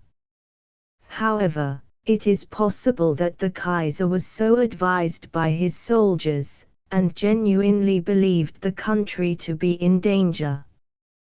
We do not definitely know. What we do know is, that it was the German ultimatum that precipitated the war. We are informed, however, by Baron Baines that even at the last moment the German Foreign Office made one more effort for peace, as no reply had been received from St. Petersburg by noon the next day, after the dispatch of the German ultimatum, mm. De Jagow and Zimmermann, I have it from the latter, hurried to the Chancellor and the Kaiser to prevent the issue of the order for general mobilization, and to persuade His Majesty to wait till the following day. It was the last effort of their dying pacifism, or the last awakening of their conscience. Their efforts were broken against the irreducible obstinacy of the Minister of War and the army chiefs, who represented to the Kaiser the disastrous consequences of a delay of 24 hours. 10. Footnote 1, French Yellow Book, No. 6. In El Allemagne la Guerre, p. 24, Baron Baines states that this conversation was held at Potsdam on the 5th of November or 6th. The Kaiser said that war between Germany and France was inevitable and near. Baron Baines, presumably, is the authority from whom M. Camben derives his information. Footnote 2, above, p. 25. Footnote 3, El Allemagne la Guerre p. 273. Footnote 4, El Allemagne la Guerre p. 280. Footnote 5, see L'énigme allemande p. 96. Footnote 6, Second Belgian Grey Book, No. 8. Footnote 7, Second Belgian Grey Book, No. 52. Footnote 8, Austrian Red Book, No. 28. Footnote 9, see Chapter 14. Footnote 10, El Allemagne la Guerre p. 301. 17. The responsibility and the moral. It will be seen from this brief account that so far as the published evidence goes, I agree with the general view outside Germany that the responsibility for the war at the last moment rests with the powers of Central Europe. The Austrian ultimatum to Serbia, which there can be no reasonable doubt was known to and approved by the German government, was the first crime. And it is hardly palliated by the hope, which no well-informed men ought to have entertained, that Russia could be kept out and the war limited to Austria and Serbia. The second crime was the German ultimatum to Russia and to France. I have no desire whatever to explain away or palliate these clear facts. But it was not my object in writing this pamphlet to reiterate a judgment which must already be that of all my readers. What I have wanted to do is to set the tragic events of those few days of diplomacy in their proper place in the whole complex of international politics. And what I do dispute with full conviction is the view which seems to be almost universally held in England, that Germany had been pursuing for years past a policy of war, while all the other powers had been pursuing a policy of peace. The war finally provoked by Germany was, I am convinced, conceived as a preventive war. And that means that it was due to the belief that if Germany did not fight, then she would be compelled to fight at a great disadvantage later. I have written in vain if I have not convinced the reader that the European anarchy inevitably provokes that state of mind in the powers, and that they all live constantly under the threat of war. To understand the action of those who had power in Germany during the critical days, it is necessary to bear in mind all that I have brought into relief in the preceding pages.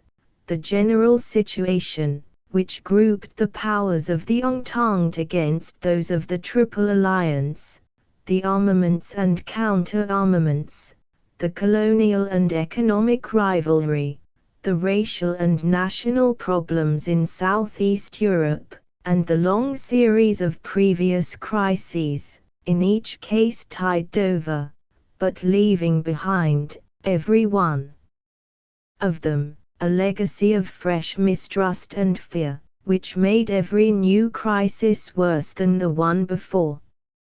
I do not palliate the responsibility of Germany for the outbreak of war, but that responsibility is embedded in and conditioned by a responsibility deeper and more general, the responsibility of all the powers alike for the European anarchy. If I have convinced the reader of this, he will, I think, feel no difficulty in following me to a further conclusion. Since the causes of this war, and of all wars, lie so deep in the whole international system, they cannot be permanently removed by the punishment or the crushing or any other drastic treatment of any power, let that power be as guilty as you please. Whatever be the issue of this war, one thing is certain: it will bring no lasting peace to Europe unless it brings a radical change both in the spirit and in the organization of international politics. What that change must be may be deduced from the foregoing discussion of the causes of the war. The war arose from the rivalry of states in the pursuit of power and wealth. This is universally admitted. Whatever be the diversities of opinion that prevail in the different countries concerned, nobody pretends that the war arose out of any need of civilization, out of any generous impulse or noble ambition. It arose, according to the popular view in England, solely and exclusively out of the ambition of Germany to seize territory and power. It arose, according to the popular German view, out of the ambition of England to attack and destroy the rising power and wealth of Germany. Thus to each set of belligerents the war appears as one forced upon them by sheer wickedness, and from neither point of view has it any kind of moral justification.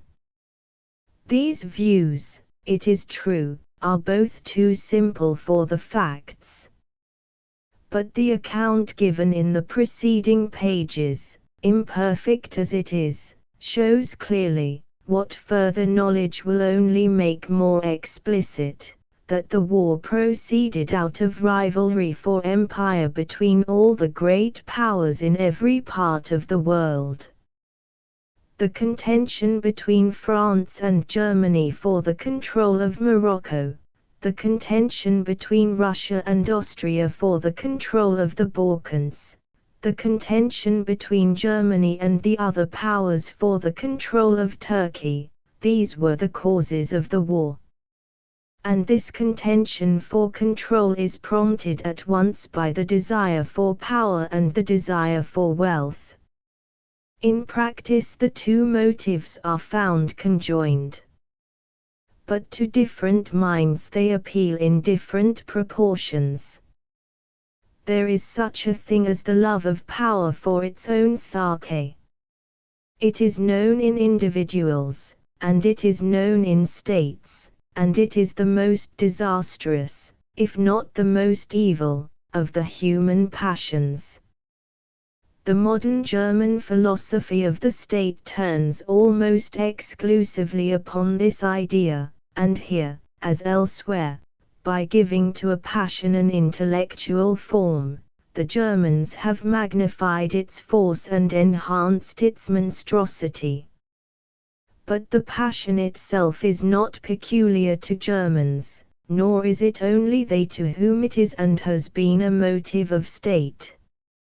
Power has been the fetish of kings and emperors from the beginning of political history, and it remains to be seen whether it will not continue to inspire democracies.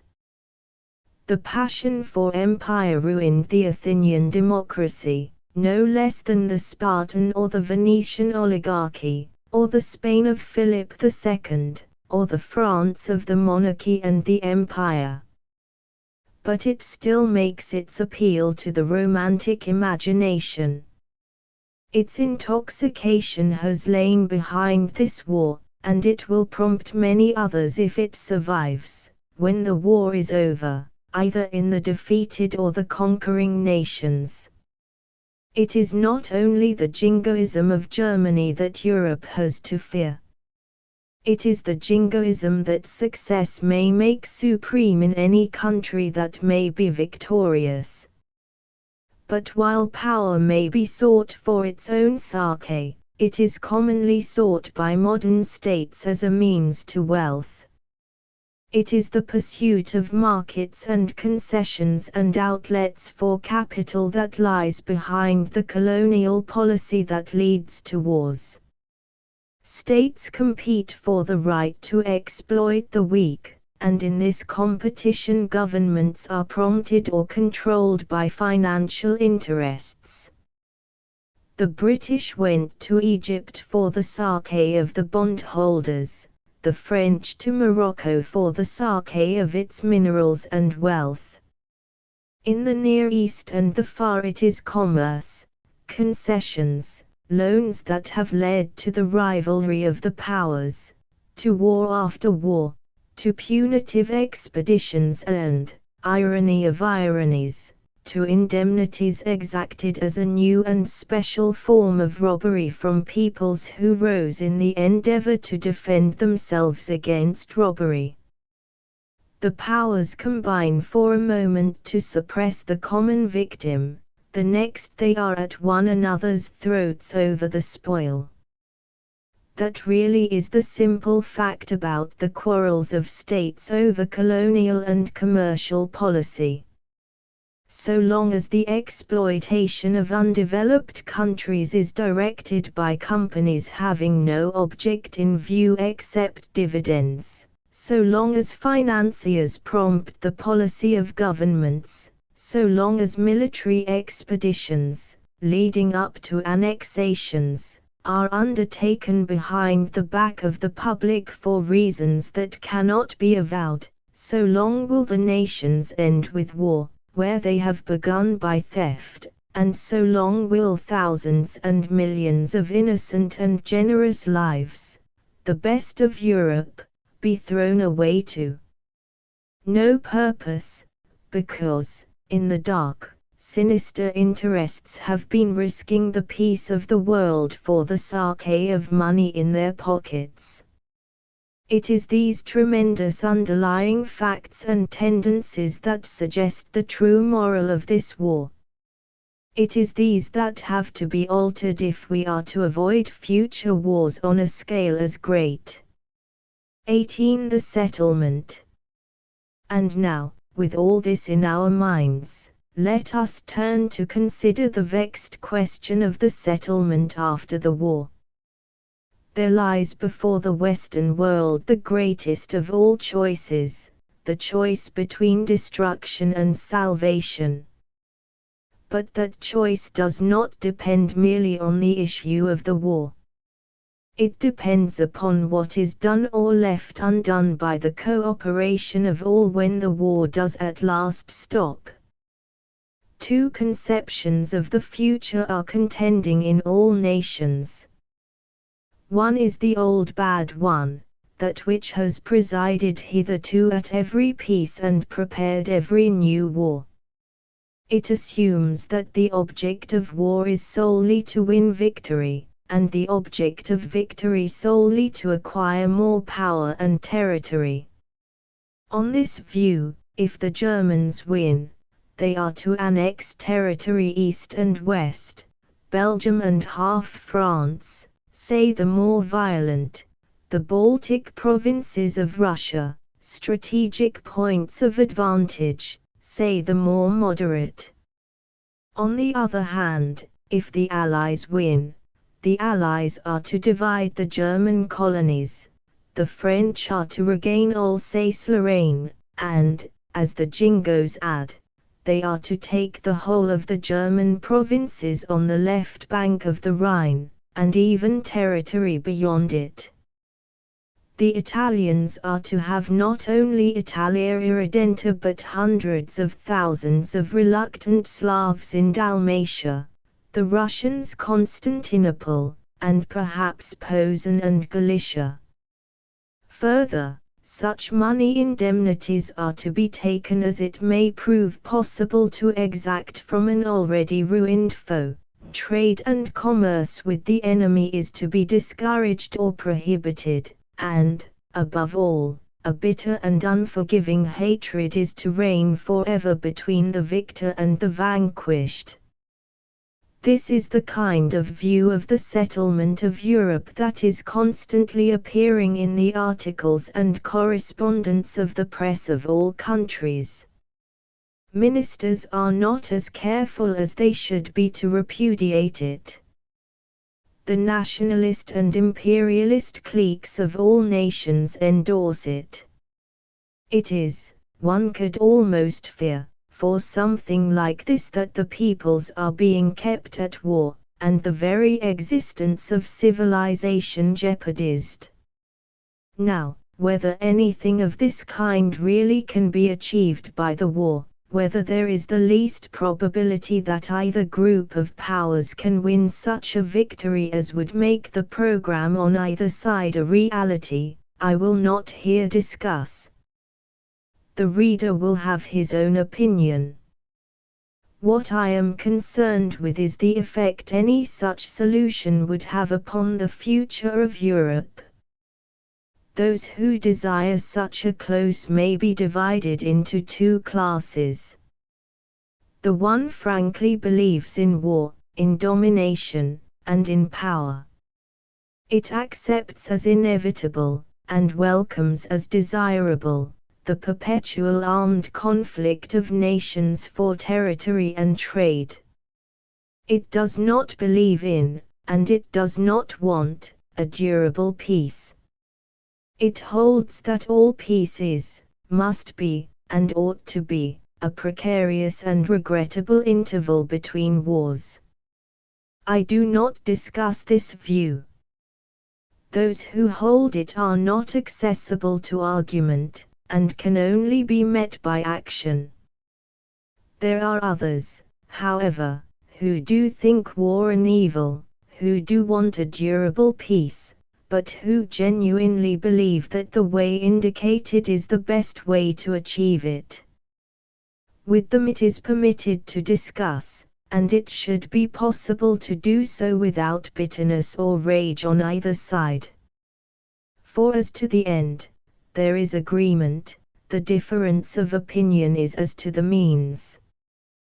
The position taken is this: the enemy deliberately made this war of aggression against us, without provocation, in order to destroy us. If it had not been for this wickedness there would have been no war. The enemy, therefore, must be punished, and his punishment must make him permanently impotent to repeat the offense.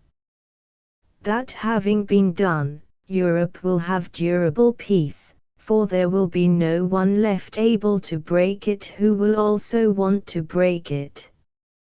Now, I believe all this to be demonstrably a miscalculation. It is contradicted both by our knowledge of the way human nature works and by the evidence of history. In the first place, wars do not arise because only one nation or group of nations is wicked, the others being good. For the actual outbreak of this war, I believe, as I have already said, that a few powerful individuals in Austria and in Germany were responsible. But the ultimate causes of war lie much deeper. In them all states are implicated. And the punishment, or even the annihilation, of any one nation would leave those causes still subsisting. Wipe out Germany from the map, and, if you do nothing else, the other nations will be at one another's throats in the old way, for the old causes. They would be quarreling, if about nothing else, about the division of the spoil. While nations continue to contend for power, while they refuse to substitute law for force, there will continue to be wars. And while they devote the best of their brains and the chief of their resources to armaments and military and naval organization, each war will become more terrible, more destructive, and more ruthless than the last. This is irrefutable truth. I do not believe there is a man or woman able to understand the statement who will deny it. In the second place, the enemy nation cannot, in fact, be annihilated, nor even so far weakened, relatively to the rest, as to be incapable of recovering and putting up another fight. The notions of dividing up Germany among the Allies, or of adding France and the British Empire to Germany, are sheerly fantastic. There will remain, when all is done, the defeated nations, if, indeed, any nation be defeated. Their territories cannot be permanently occupied by enemy troops. They themselves cannot be permanently prevented by physical force from building up new armaments. So long as they want their revenge, they will be able sooner or later to take it. If evidence of this were wanted, the often quoted case of Prussia after Jena will suffice. And, in the third place, the defeated nations, so treated, will, in fact, want their revenge. There seems to be a curious illusion abroad, among the English and their allies, that not only is Germany guilty of the war, but that all Germans know it in their hearts, that, being guilty, they will fully accept punishment, bow patiently beneath the yoke, and become in future good, harmonious members of the European family. The illusion is grotesque. There is hardly a German who does not believe that the war was made by Russia and by England, that Germany is the innocent victim, that all right is on her side, and all wrong on that of the Allies. If, indeed, she were beaten, and treated as her punishers desire, this belief would be strengthened, not weakened. In every German heart would abide, deep and strong, the sense of an iniquitous triumph of what they believe to be wrong over right, and of a duty to redress that iniquity. Outraged national pride would be reinforced by the sense of injustice, and the next war, the war of revenge, would be prepared for, not only by every consideration of interest and of passion, but by every cogency of righteousness. The fact that the Germans are mistaken in their view of the origin of the war has really nothing to do with the case. It is not the truth, it is what men believe to be the truth, that influences their action. And I do not think any study of dispatches is going to alter the German view of the facts. But it is sometimes urged that the war was made by the German militarists, that it is unpopular with the mass of the people, and that if Germany is utterly defeated the people will rise and depose their rulers, become a true democracy, and join fraternal hands with the other nations of Europe. That Germany should become a true democracy might, indeed, be as great a guarantee of peace as it might be that other nations, called democratic, should really become so in their foreign policy as well as in their domestic affairs. But what proud nation will accept democracy as a gift from insolent conquerors? One thing that the war has done, and one of the worst, is to make of the Kaiser, to every German, a symbol of their national unity and national force. Just because we abuse their militarism, they affirm and acclaim it. Just because we attack their governing class, they rally round it.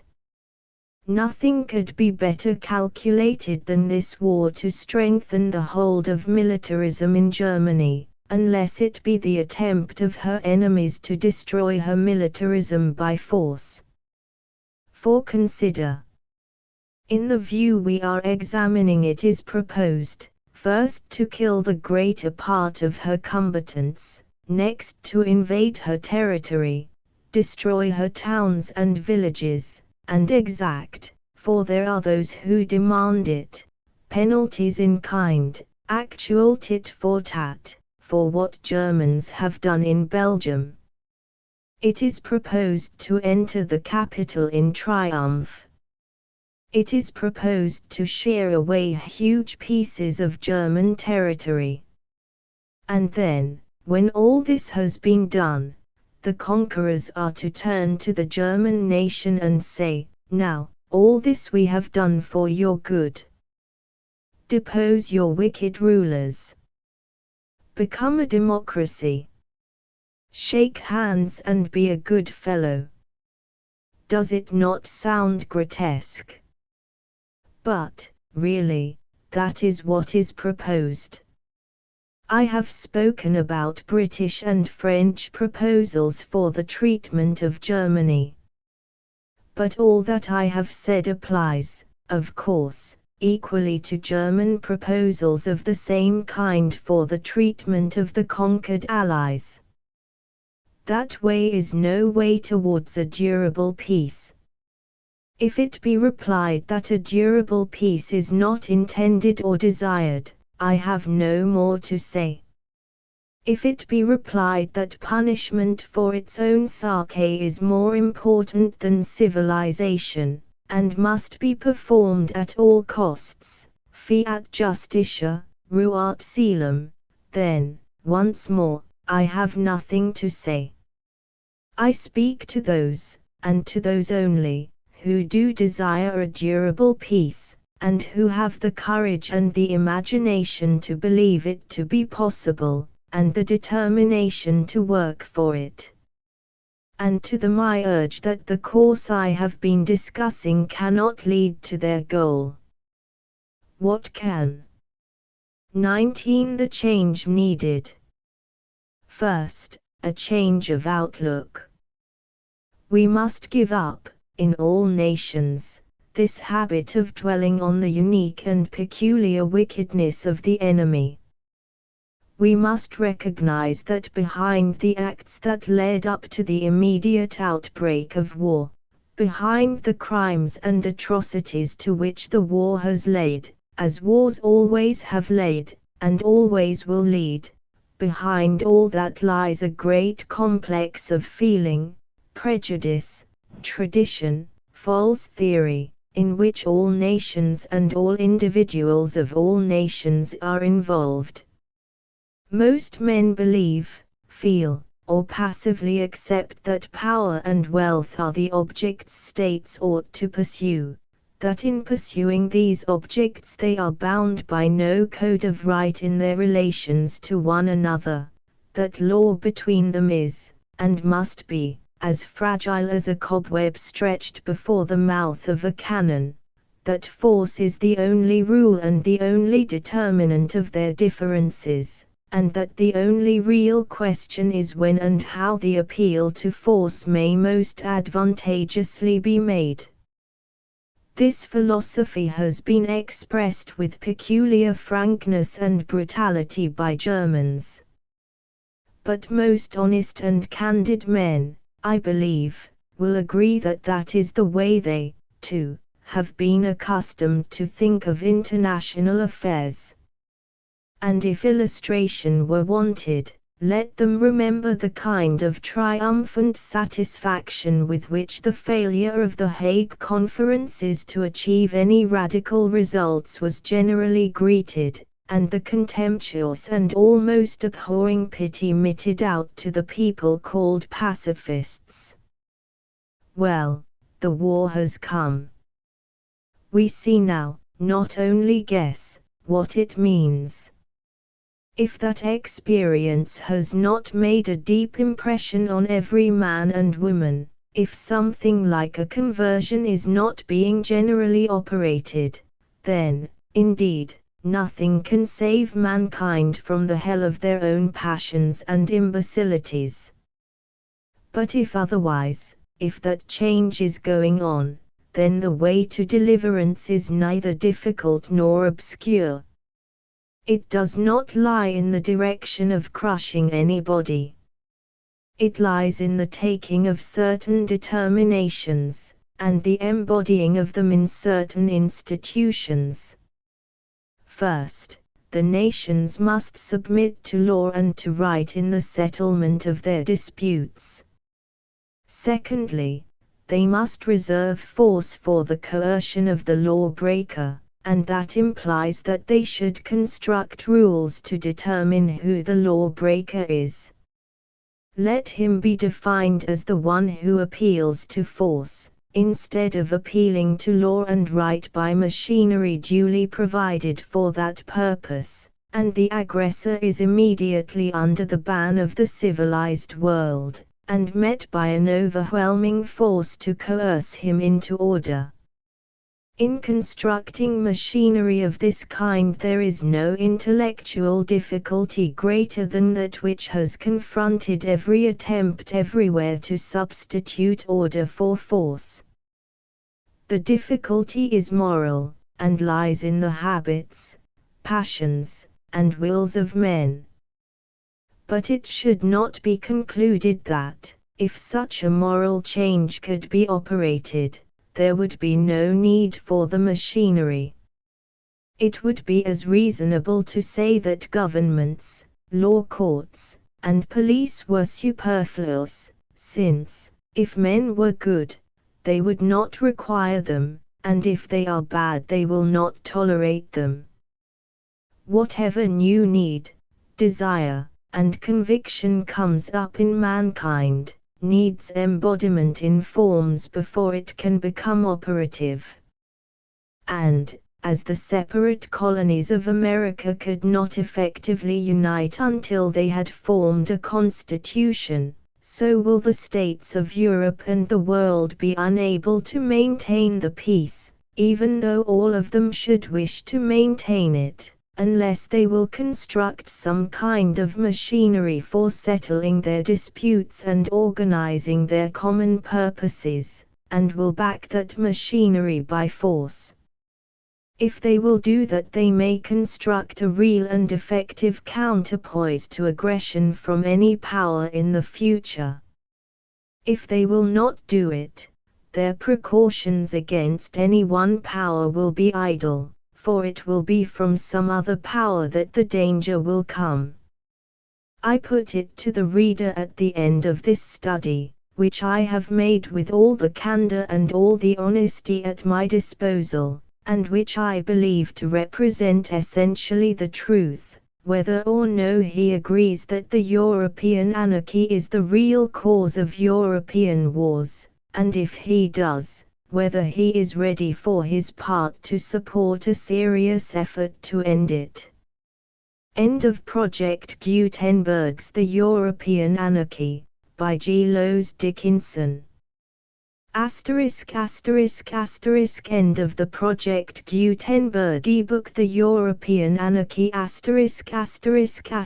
Updated editions will replace the previous one, the old editions will be renamed.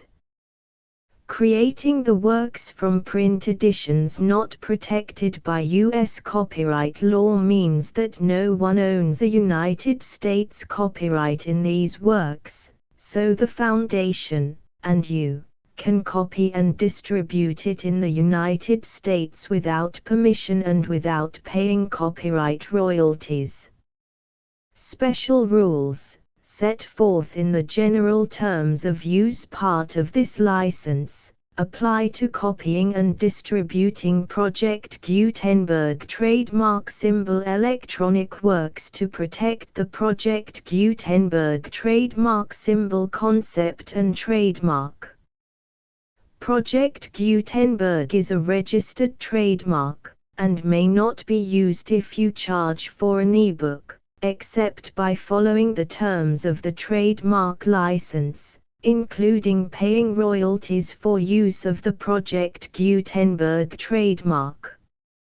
If you do not charge anything for copies of this ebook, complying with the trademark license is very easy.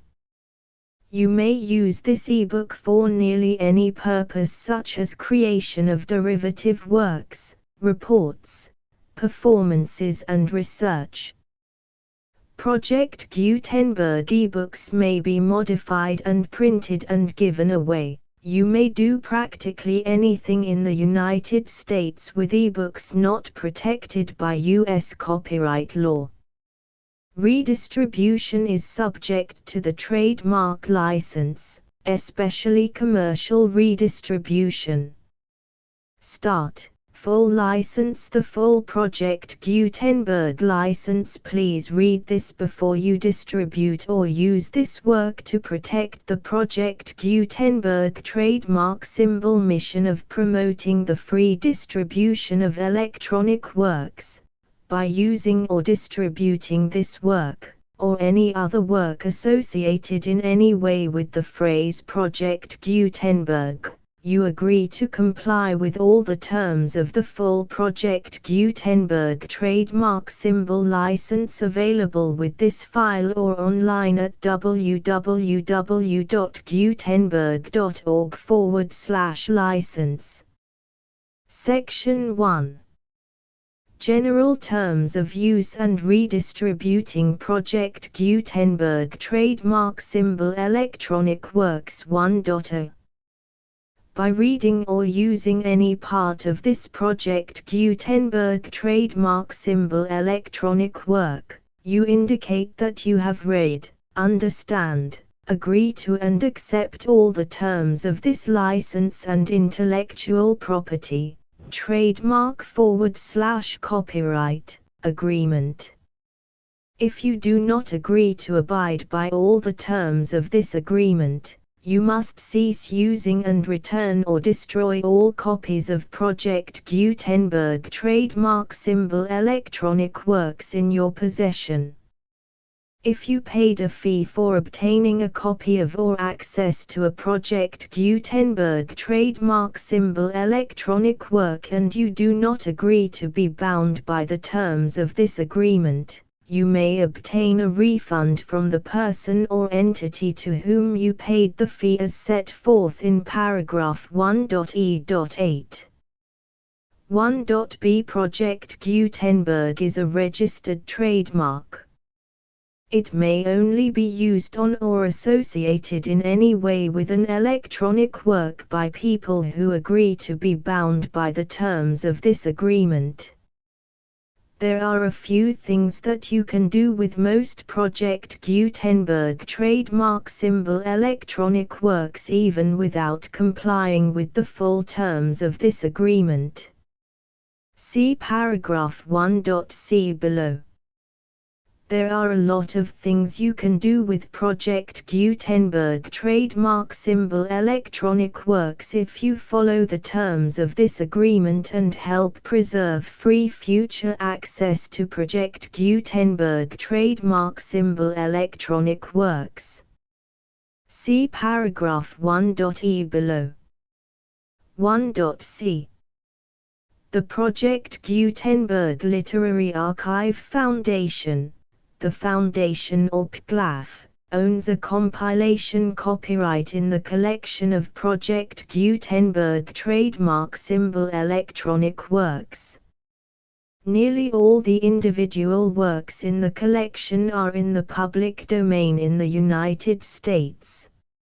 If an individual work is unprotected by copyright law in the United States and you are located in the United States, we do not claim a right to prevent you from copying, distributing, performing, displaying or creating derivative works based on the work as long as all references to Project Gutenberg are removed.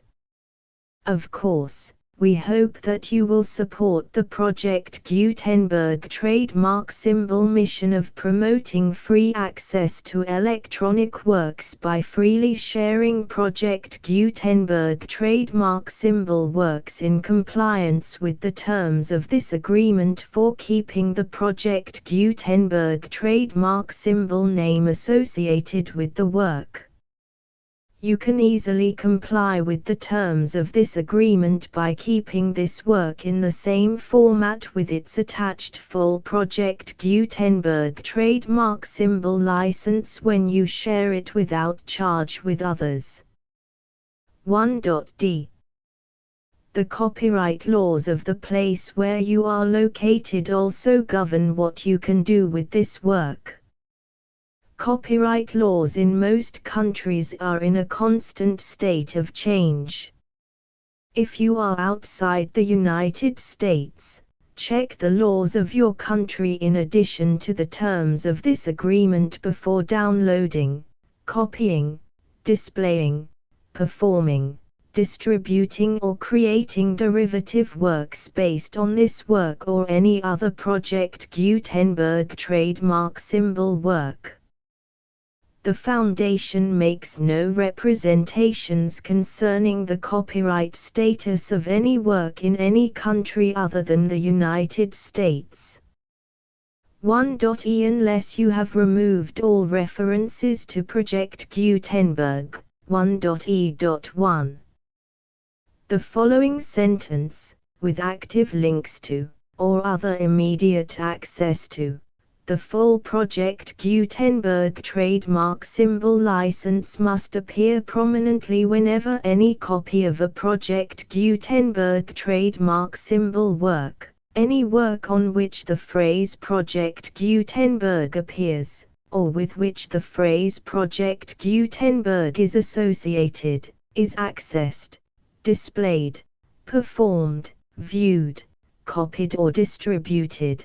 This ebook is for the use of anyone anywhere in the United States and most other parts of the world at no cost and with almost no restrictions whatsoever. You may copy it, give it away or reuse it under the terms of the Project Gutenberg license included with this ebook or online at www.gutenberg.org. If you are not located in the United States, you will have to check the laws of the country where you are located before using this ebook. 1.e.2. If an individual Project Gutenberg trademark symbol electronic work is derived from texts not protected by U.S. copyright law, does not contain a notice indicating that it is posted with permission of the copyright holder, the work can be copied and distributed to anyone in the United States without paying any fees or charges.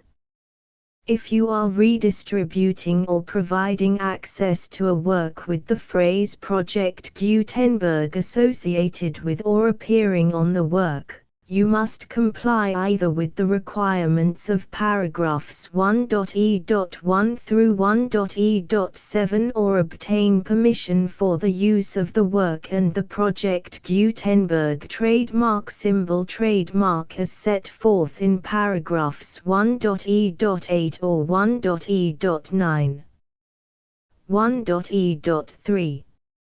If an individual Project Gutenberg trademark symbol electronic work is posted with the permission of the copyright holder, Your use and distribution must comply with both paragraphs 1.e.1 through 1.e.7 and any additional terms imposed by the copyright holder. Additional terms will be linked to the Project Gutenberg trademark symbol license for all works posted with the permission of the copyright holder found at the beginning of this work. 1.e.4. Do not unlink or detach or remove the full Project Gutenberg trademark symbol license terms from this work, or any files containing a part of this work or any other work associated with Project Gutenberg trademark symbol. 1.e.5. Do not copy, display, perform, distribute or redistribute this electronic work, or any part of this electronic work, without prominently displaying the sentence set forth in paragraph 1.e.1 with active links or immediate access to the full terms of the Project Gutenberg trademark symbol license. 1.e.6. You may convert to and distribute this work in any binary, compressed, marked up, non-proprietary or proprietary form, including any word processing or hypertext form.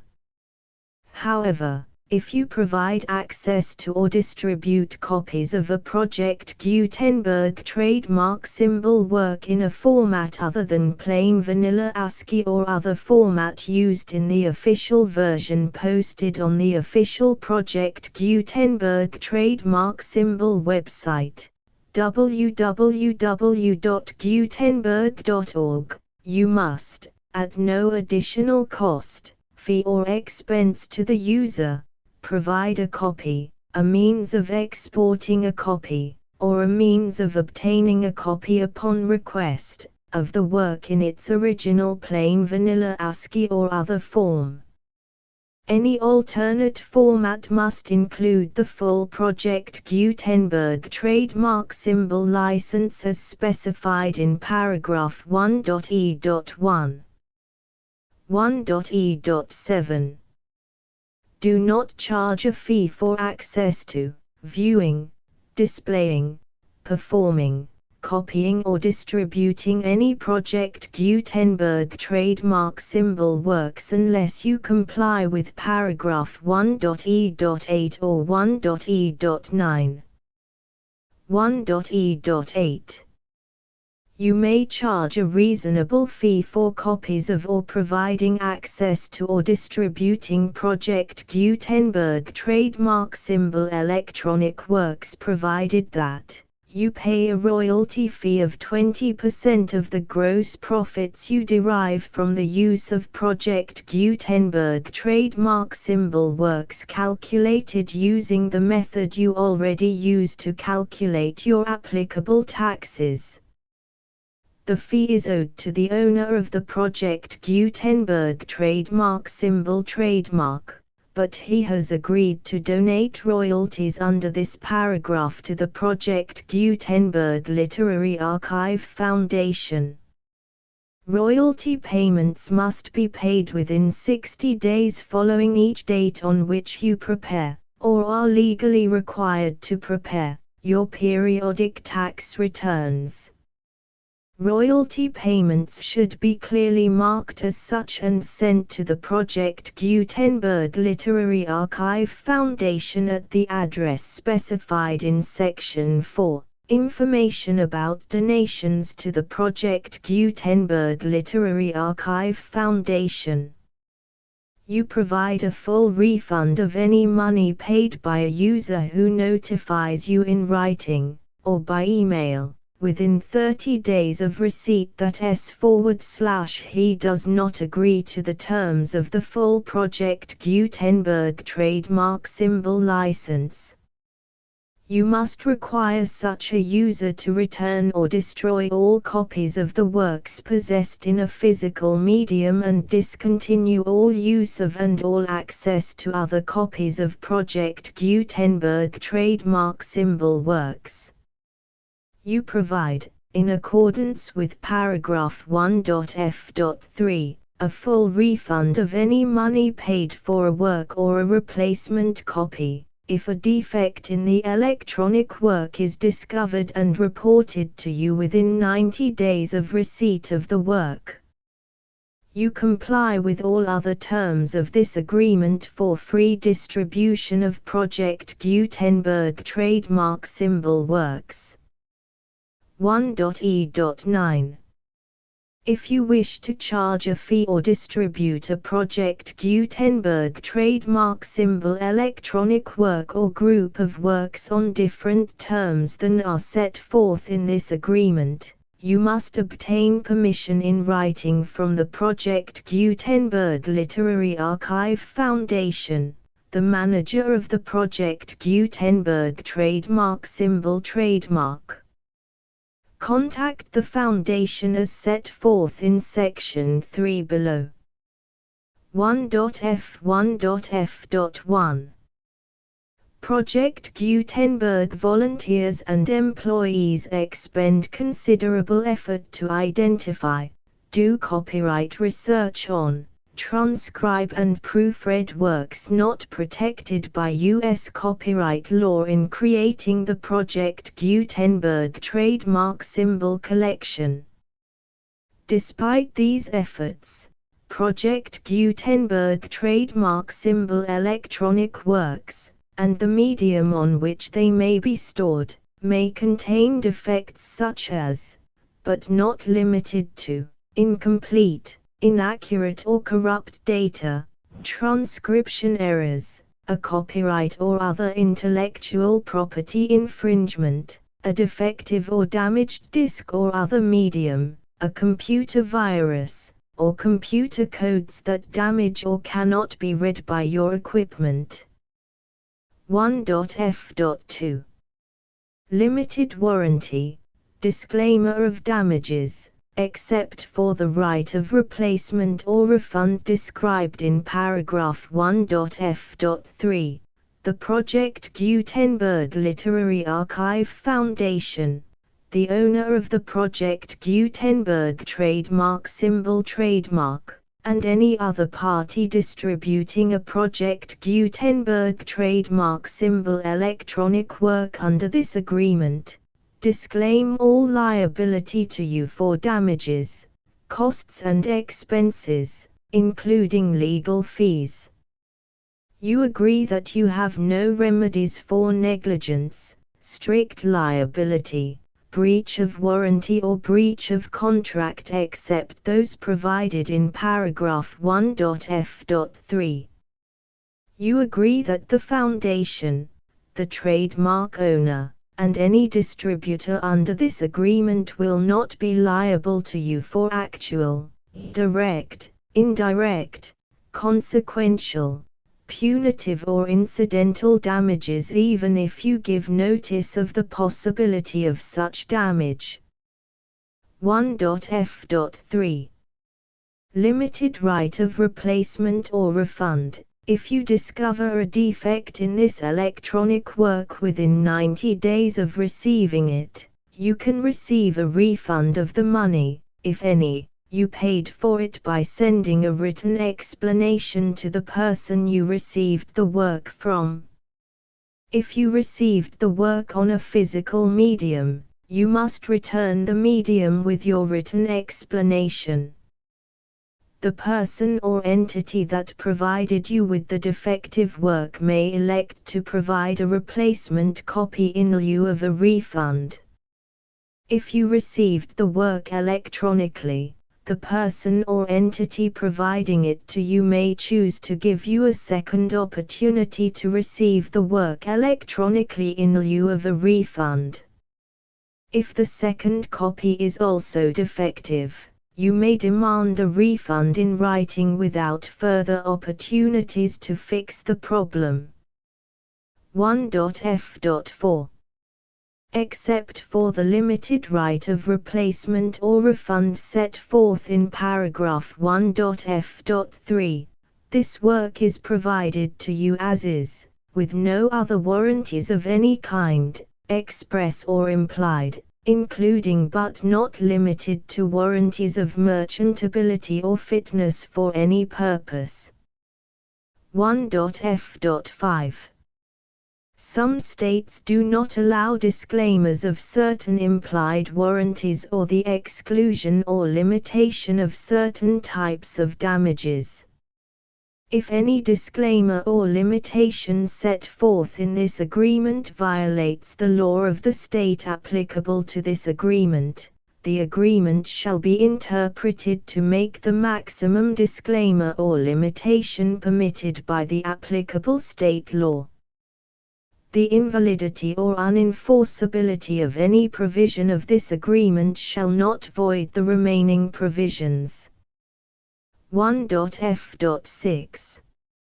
Indemnity. You agree to indemnify and hold the foundation, the trademark owner, any agent or employee of the foundation, anyone providing copies of Project Gutenberg trademark symbol electronic works in accordance with this agreement, and any volunteers associated with the production, promotion and distribution of Project Gutenberg trademark symbol electronic works, harmless from all liability, costs and expenses, including legal fees, that arise directly or indirectly from any of the following which you do or cause to occur. A. Distribution of this or any Project Gutenberg trademark symbol work. B. Alteration, modification, or additions or deletions to any Project Gutenberg trademark symbol work, and C. Any defect you cause. Section 2. Information about the mission of Project Gutenberg trademark symbol. Project Gutenberg trademark symbol is synonymous with the free distribution of electronic works in formats readable by the widest variety of computers, including obsolete, old, middle-aged and new computers. It exists because of the efforts of hundreds of volunteers and donations from people in all walks of life.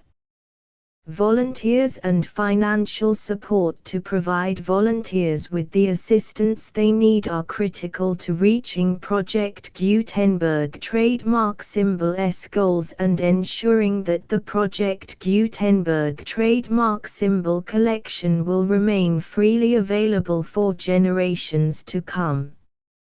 In 2001, the Project Gutenberg Literary Archive Foundation was created to provide a secure and permanent future for Project Gutenberg trademark symbol and future generations. To learn more about the Project Gutenberg Literary Archive Foundation and how your efforts and donations can help, see sections 3 and 4 and the Foundation information page at www.gutenberg.org.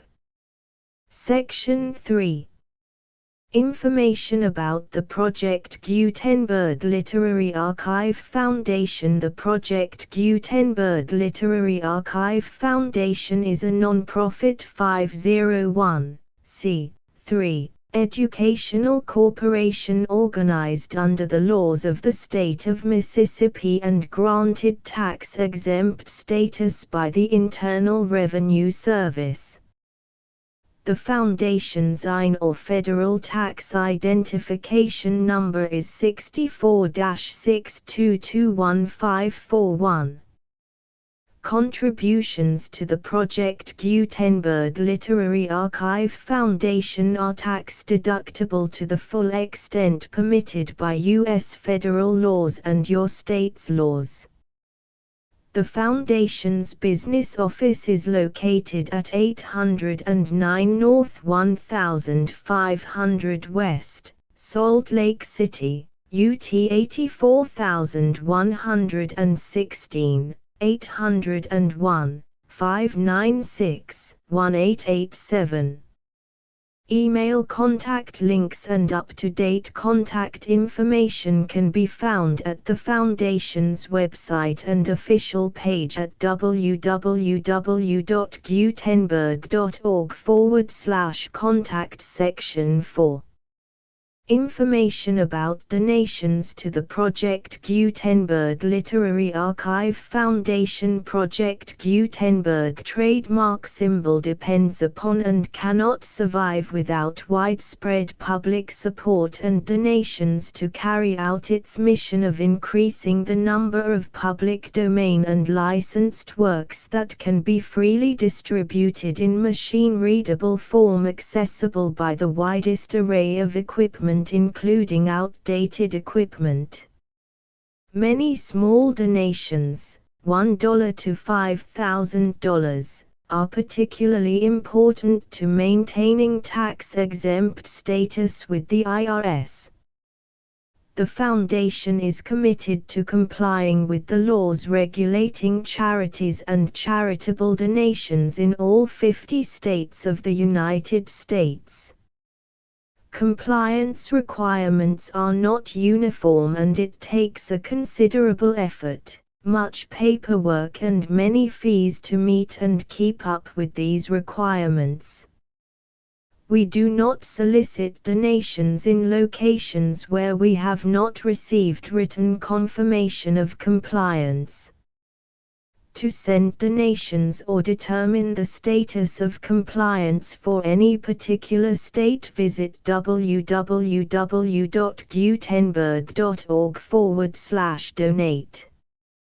While we cannot and do not solicit contributions from states where we have not met the solicitation requirements, we know of no prohibition against accepting unsolicited donations from donors in such states who approach us with offers to donate. International donations are gratefully accepted, but we cannot make any statements concerning tax treatment of donations received from outside the United States. U.S. laws alone swamp our small staff. Please check the Project Gutenberg web pages for current donation methods and addresses. Donations are accepted in a number of other ways including checks, online payments and credit card donations.